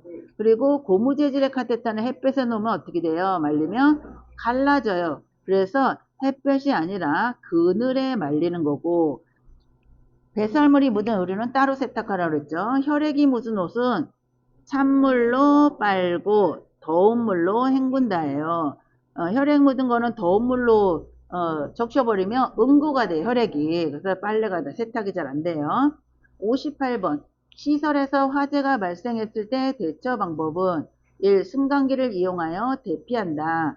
2. 숨을 깊이 들이마시며 대피한다. 3. 방을 빠져나간 뒤에는 문을 열어둔다. 4. 불길에서 대피할 때는 젖은 수건으로 코와 입을 감싼다. 5. 방향을 알기 힘들 때에는 양쪽 손으로 벽을 번갈아 짚으며 나간다. 정답은 네, 4번이죠. 1번 화재가 나면 승강기 사용 안 돼요. 엘리베이터 사용 안 돼요. 또 화재가 났는데 열기가 있잖아요. 열기. 숨을 깊이 들이마시면 기도가 화상을 입어요. 그래서 기도가 부어요. 부종. 그러면 숨 쉬는 구멍이 좁아지죠. 숨 막혀 죽을 수 있어요. 그래서 방을 빠져나간 뒤에는 문은 닫아야 돼요. 문 닫아놔야 돼요. 그리고 5번은 방향을 알기 힘들 때는 한쪽 손으로 가야지 벽을 번갈아 짚으면 앞이 뿌옇고 안 보여요. 그런데 내가 오른손을 짚고 가다 팔을 바꿨어요. 순간에 정신도 하나도 없고 이러는데 내가 왼쪽 짚었나 오른쪽 짚었나 헷갈리면 다시 왔던 길로 다시 갈 수 있다. 그래서 나가는 거는 한 손만 끝까지 짚고 나가셔야 되는 거예요. 59번 재가 대상자의 가정에서 전기 사고를 예방하는 방법으로 옳은 것은 1. 플러그를 뺄 때는 전선을 잡고 뺀다. 2. 화장실 콘센트의 보호용 커버는 열어둔다. 3. 하나의 콘센트에 여러 개의 전기 코드를 꼽는다. 3. 겉면이 벗겨진 전선은 청테이프로 감아서 사용한다. 5. 전기기구는 세척하기 전에 콘센트에서 플러그를 뺀다. 정답은 5번이죠. 플러그를 뺄 때는 어떻게 해요? 전선을 잡는 게 아니라 플러그를 잡고 빼야 돼요. 화장실 콘센트 커버는 닫아줘야 되고 하나의 콘센트 여러 개 꽂으면 안 되죠. 예, 불날 수 있고. 겉면이 벗겨진 전선은 청테이프가 아니라 절연 테이프로 감아요. 그 다음에 60번. 제가 대상자의 주방을 위생적으로 관리하는 방법으로 옳은 것은 1. 기름기가 많은 그릇부터 설거지한다. 2. 뜨거운 요리 그릇은 찬물에 담가 식힌다. 3. 씻은 식기는 젖은 행주로 물기를 닦는다. 4. 그물형 수세미보다 스펀지형 수세미를 사용한다. 5. 밀폐 용기의 냄새는 뜨거운 물을 붓고 녹차 티백을 넣어 탈취한다. 정답은 5번이죠. 설거지할 때는 기름기가 많은 게 가장 나중이에요. 그래서 유리컵이 1번이고 맨 마지막이 후라이팬. 후라이팬이에요. 후라이팬. 뜨거운 요리고 찬물에 담그면 어떻게 해요? 깨진다. 그죠? 깨지죠. 씻은 식기는 젖은이 아니라 마른 행주로 닦아야 되고 스펀지형보다는 수세미형이래. 그물형 수세미보다 스펀지보다는 그물형 수세미를 사용한다. 61번 다음 그림의 세탁 표시에 따른 세탁 방법을 옳게 설명한 거는 꽈배기 나왔죠. 약하게. 그래서 1. 손으로 약하게 짬. 2. 약한 햇볕에 말림. 3. 다림질을 약한 온도로 함. 4. 드라이 클리닝을 약하게 함. 5. 염소계 피박제를 적게 사용함. 정답은 짜는 거죠. 62번 당뇨병 대상자와 함께 외출하는 방법으로 옳은 것은 1. 당뇨약과 사탕을 챙겨 나간다. 2. 주치의에게 외출 목적을 알린다. 3. 대상자의 주민등록 등본을 준비한다. 4. 걸을 때 보폭을 크게 하여 신속히 이동한다. 5. 함께 외출해서 요양보호사의 사적인 일을 처리한다. 정답은 1번이죠. 당뇨약 가져가야 되고 사탕은 왜 가져가요? 당이 떨어지면 저혈당일 때 사탕 먹어야 되겠죠. 63번 시설 침해 대상자의 일상생활을 지원하는 기본 원칙으로 옳은 것은 1. 주변 환경을 수시로 바꿔 활력을 준다. 2. 습관적으로 해오던 일은 스스로 하게 한다. 3. 치매 증상이 호전되면 약물 용량을 줄여준다. 4. 사소한 것이라도 요양보호사가 전적으로 돕는다. 5. 치매로 인해 일상생활을 할 수 없는 것이라고 설명한다. 정답은 2번이죠. 습관적으로 해오던 것도 자꾸자꾸 반복적으로 하면 스스로 할 수 있어요. 치매 대상자는 환경 자꾸 바꾸면 안 돼요. 또 증상이 호전된다 해서 약물을 맘대로 줄여서도 안 되고 사소한 거 이거는 요양보호사 전적이 아니라 부분적으로 대상자에게 필요한 부분만 해줘야 되고요. 치매 대상자는 설명한다 안 돼요. 왜 그래요? 금방 잊어버린다. 64번 치매 대상자가 방금 식사한 것을 잊어버리고 계속 음식을 달라고 할 때 대처 방법은 1. 과식을 하면 건강에 해롭다고 설명한다. 2. 배가 고픈지 먹고 싶은 간식이 있는지 물어본다. 3. 함께 식사한 다른 대상자로부터 확인을 받게 한다. 4. 식사 준비를 위해 상추를 따러 함께 나가자고 한다. 5. 계속 음식을 달라고 하면 식사 제공을 중단한다고 단호하게 말한다. 정답은 4번이죠. 지금 이거는 뭐 하는 거예요? 식사 준비를 위해 상추 따러 가져가는 거는 주의하기예요. 주의하기. 왜냐면 식사를 했는데 잊어버렸어요. 그렇다고 또 줄 수는 없잖아요. 그래서 상추 따러 가자고 나가서 뭐해요? 상추도 따면서 뭐 가족 이야기, 옛날 이야기 이런 거 대상자가 좋아하는 이야기 이렇게 이야기하다 보면 잊어버리겠죠. 주의한 게예요. 65번 제가 치매 대상자가 신발장 안에 있는 신발을 모두 꺼내어 거실로 던지는 행동을 반복할 때 요양보호사의 적절한 반응은 1. 어떤 신발을 찾으시는 거예요? 2. 신발을 거실에 던지시니 제가 힘이 드네요. 3. 신발을 꺼낸 김에 안 신는 신발은 버릴게요. 4. 다 꺼내신 다음에는 다시 신발장에 넣어주세요. 5. 이 신발이 가장 예쁘네요. 이거 신고 함께 산책 가요. 정답은 5번이죠. 이것도 주의한 게죠. 66번 초저녁에 잠이 들었다 깬 치매 대상자가 다시 잠을 이루지 못하고 힘들어할 때 대처 방법은 1. 텔레비전을 보게 한다. 2. 콩 고르기를 하게 한다. 3. 근력 운동을 하게 한다. 4. 적정 실내 온도로 조절해 준다. 5. 내일 낮잠을 자면 된다고 말해준다. 정답은 4번이에요. 이게 선생님들이 이제 이 치매 환자가 잠을 못 자고 배회하는 경우 있잖아요. 아니면 바지를 잡고 배회한다. 이러면 화장실이라는 내용이 나와야 되고, 여기는 화장실은 없잖아요. 근데 힘이 들어요. 배회하는 게 아니라 잠을 못 이루고 있어요. 그러면 이거는 온도가 안 맞아서 그럴 수 있어요. 그래서 옷을 뭐 편안하게 얇은 옷으로 뭐 옷을 하나를 벗겨준다. 아니면 온도를 조절한다. 이게 나와야 돼요. 그래서 적정 실내 온도로 조절해 준다. 67번 낮 동안에 거실에서 배회하는 치매 대상자를 돕는 방법으로 옳은 것은 1. 배변할 때까지 변기에 앉혀둔다. 2. 실과 바늘을 주고 옷에 단추를 달게 한다. 3. 현관문을 열어 신선한 공기를 마시게 한다. 4. 포만감을 느낄 수 있도록 간식을 제공한다. 5. 소파에 앉아 어린 시절 고향에 대한 이야기를 나눈다. 정답은 5번이죠. 이게 뭐예요? 주의 환기죠. 주의 환기. 여기 현관문을 열어서 신선한 공기를 마시면 어떻게 해요? 나가버리죠. 나가버려요. 예전에 어떤 일이 있었냐면 이 치매 대상자가 여자분인데 한 70이 좀 안 됐어요. 65세 정도 됐는데 이분이 태권도 유단자예요. 유단자. 근데 치매가 왔는데 이 어르신이 이제 도둑망상이 있고 막 이래서 막 뭐 물건 수집하고 뭐 누가 훔쳐갔다고 막 이렇게 하는데 이분이 자기가 하고 싶은 일은 뭐냐라고 하면 나는 달리기를 하고 싶다는 거예요. 그 유단자이고 뭐 허리도 안 꼬부라지고 그냥 봐서는 막 50세 같아 보이는 거예요. 그런데 달리기를 하고 싶대요. 이분이 나가면 못 잡죠. 못 잡아요. 그래서 그분은 산책을 못 나갔어요. 그래서 나가서 뛰면 이제 그때는 끝나는 거예요. 못 잡아요. 예. 그죠? 웃자고 하는 얘기예요. 예. 68번.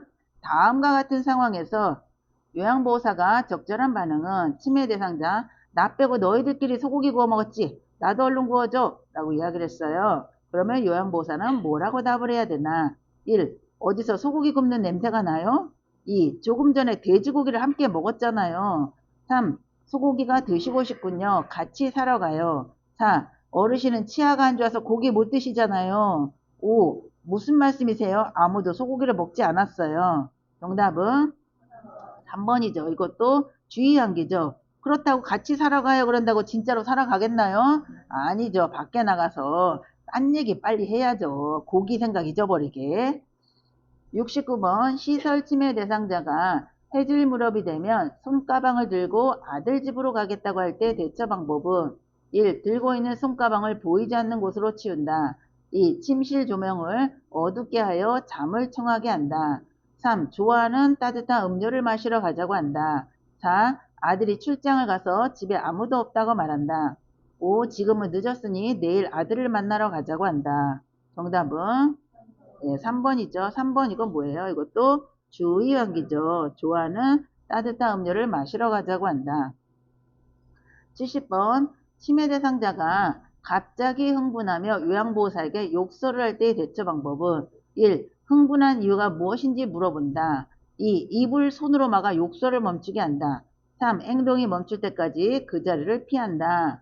4. 큰 소리로 그런 행동을 그만두라고 한다. 5. 화가 난 것을 이해한다고 말하며 진정시킨다. 답은 5번이죠. 71번 치매 대상자가 시설 치매 대상자가 담당 요양보호사를 애인이라고 하면서 다음과 같은 행동을 할 때 대처 방법은 담당 요양보호사가 다른 대상자를 돌볼 때마다 방해한다. 담당 요양보호사가 지나갈 때 신체 접촉을 한다. 1. 가족에게 알려 계약을 종료하겠다고 말한다. 2. 성희롱으로 노인보호 전문기관에 신고한다고 말한다. 3. 멈추지 않으면 담당 요양보호사의 변경을 요청하겠다고 경고한다. 4. 애인이 아니라 어르신을 돌보는 전문가라고 권위적으로 말한다. 5. 치매 대상자에게 나타난 증상이라고 이해하고 모른 척한다. 정답은 3번이죠. 이 성희롱에 대해서는 우리가 막 경고하고 막 이러는 거는 사실 하면 안 돼요. 그런데 성희롱에 대해서만 계속적으로 반복적으로 하고 이게 해결이 안 되면 이렇게 뭐 좋아하는 물건을 가져간다고 경고한다. 담당 요양보호사 변경을 요청하겠다고 경고한다. 아니면 이거 뭐 단호하게 이야기한다. 이거죠. 근데 이거 아니면 시설장한테 보고한다. 근데 여기 나머지는 시설장에 대한 얘기는 없잖아요. 두 개가 같이 나오지는 않아요. 단호하게 이야기한다. 아니면 시설장에게 보고한다. 둘 중에 하나죠. 그래서 이 성희롱에 대해서는 경고한다 이렇게 나오면 그건 답이에요. 72번 다음과 같은 상황에서 요양보호사의 공감 반응으로 적절한 것은 대상자가 우리 영감 기일도 다가오고 그러면서 요 며칠 잠을 설치고 있어 영감이 늘 내 잠자리를 살펴주었는데 라고 말을 흐렸어요. 그럼 요양보호사는 뭐라고 해야 되나? 1. 시간이 지나면 저절로 괜찮아져요. 2. 할아버지 기일은 가족 중에 누가 챙기나요? 3. 걱정하지 마세요. 제가 대신 잠자리를 봐드릴까요? 4. 할아버지가 자상한 분이셔서 더 그리우신가 봐요. 5. 할아버지는 어르신이 식사를 잘하셔야 좋아하세요. 어떤 거일까요? 4번이죠. 공감 반응이에요. 지금 이 내용은 그냥 봐도 이 할아버지가 참 자상한 분이었구나를 알 수가 있잖아요. 그래서 대상자의 생각에 반응을 해주는 거다라고 보시면 돼요. 73번 대상자와 의사소통하는 방법으로 옳은 것은 1. 대상자보다 눈높이를 낮추고 이야기한다.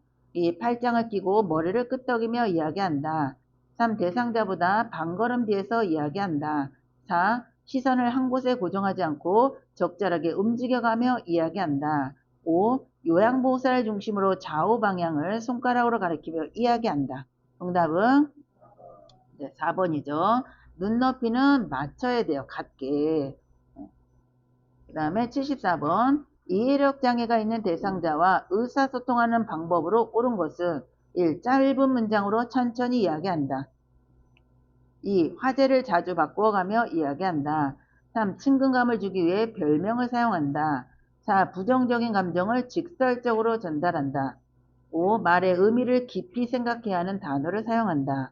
정답은 1번이죠. 짧은 문장으로 천천히 이야기한다. 75번 다음과 같은 방법으로 의사소통해야 하는 대상자는 어깨를 두드려 신호를 주어 이야기가 시작됨을 알린다.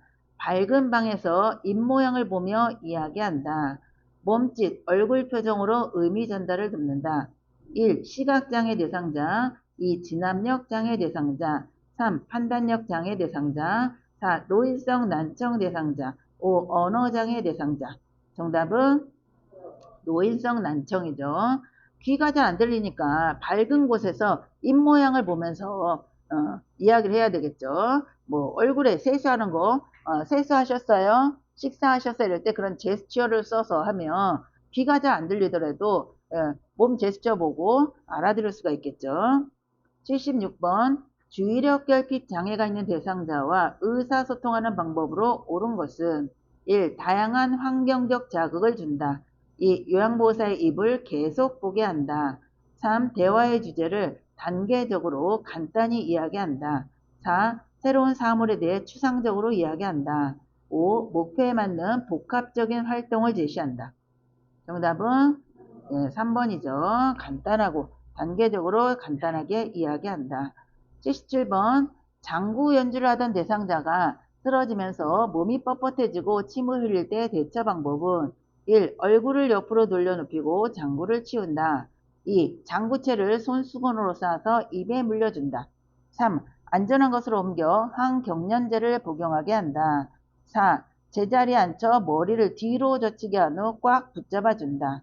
5. 똑바로 눕히고 목 아래에 베개를 받쳐 기도를 유지시킨다. 정답은 1번이죠. 이렇게 몸이 뻣뻣하고 침을 흘려요. 이거는 경기하는 사람, 경련하는 사람이에요. 그때는 기도를 확보를 해주기 위해서 고개를 옆으로 돌린다예요.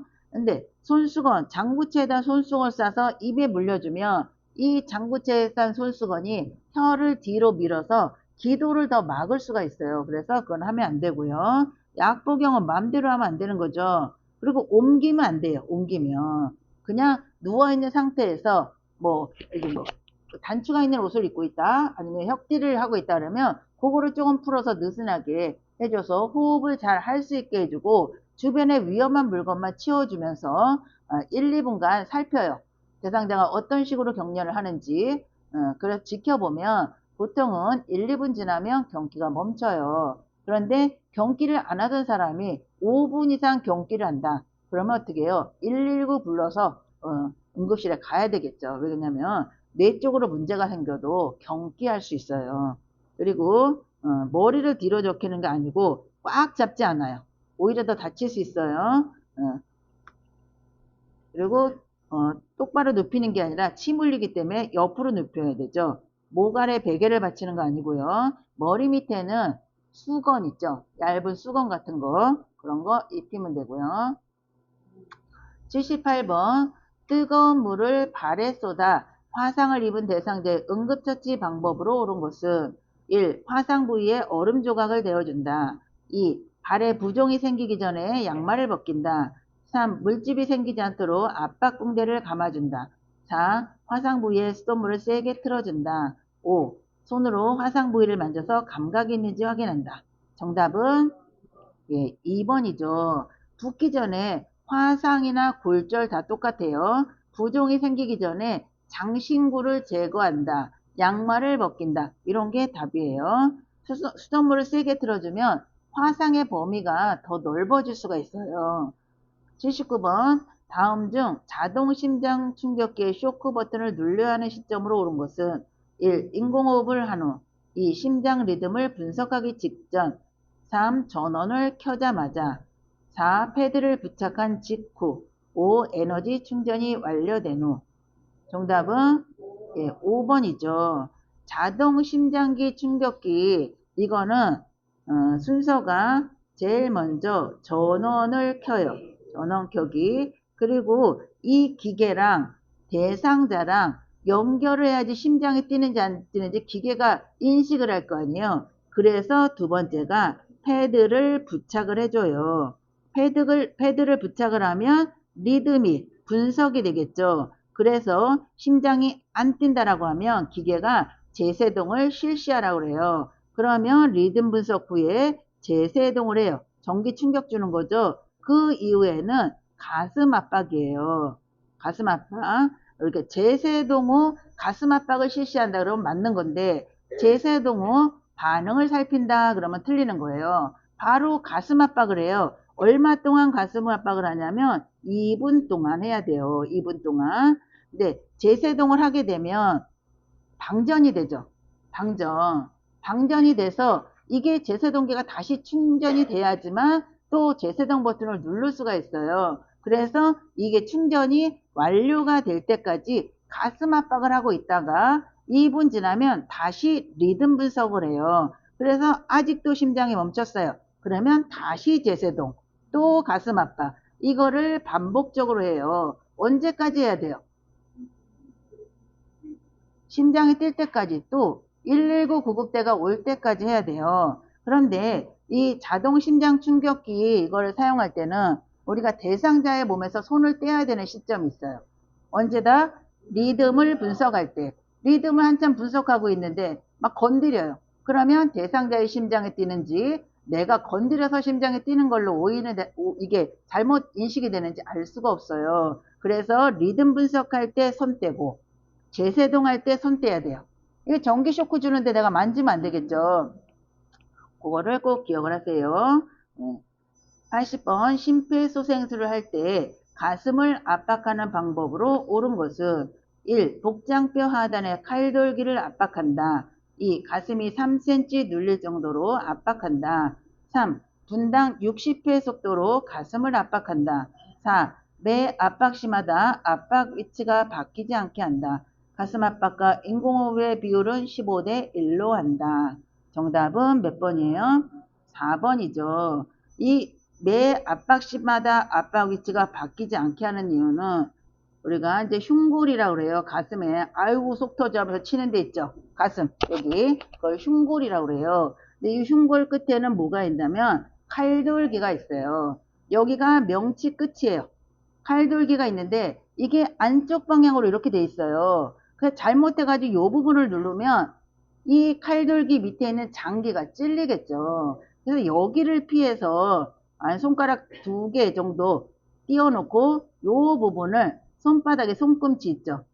여기 손을 이렇게 손가락을 딱 제끼면 손바닥 요 손꿈치라고 그래요. 발꿈치처럼 요 부분을 넣는데 얘가 자꾸 압박할 때마다 닿다 떨어졌다 닿다 떨어졌다 하면 이 손이 점점 밑으로 내려와서 여기를 누를 수가 있겠죠. 팔돌기를. 그래서 압박이에요. 압박 누르는 거가 압박. 다시 손을 떼는 거. 근데 완전 떼진 않아요. 손바닥은 붙어 있어야 돼요. 요게 압박이고 이렇게 떼는 게 이완이라고 그래요. 그래서 50만큼 눌러줬으면 50만큼 떨어져야 된다. 떼야 된다. 그래서 압박과 이완의 비율은 50대 50이다. 칼돌기 압박하면 안 된다 그랬어요. 가슴은 5cm 정도 들어갈 정도로 압박을 해야 되고 분당 60회가 아니라 100에서 120회이다. 가슴 압박과 인공호흡의 비율은 30대 2예요. 15대 1이 아니라 30대 2로 해줘야 돼요. 네, 여기까지입니다. 네, 고생하셨습니다.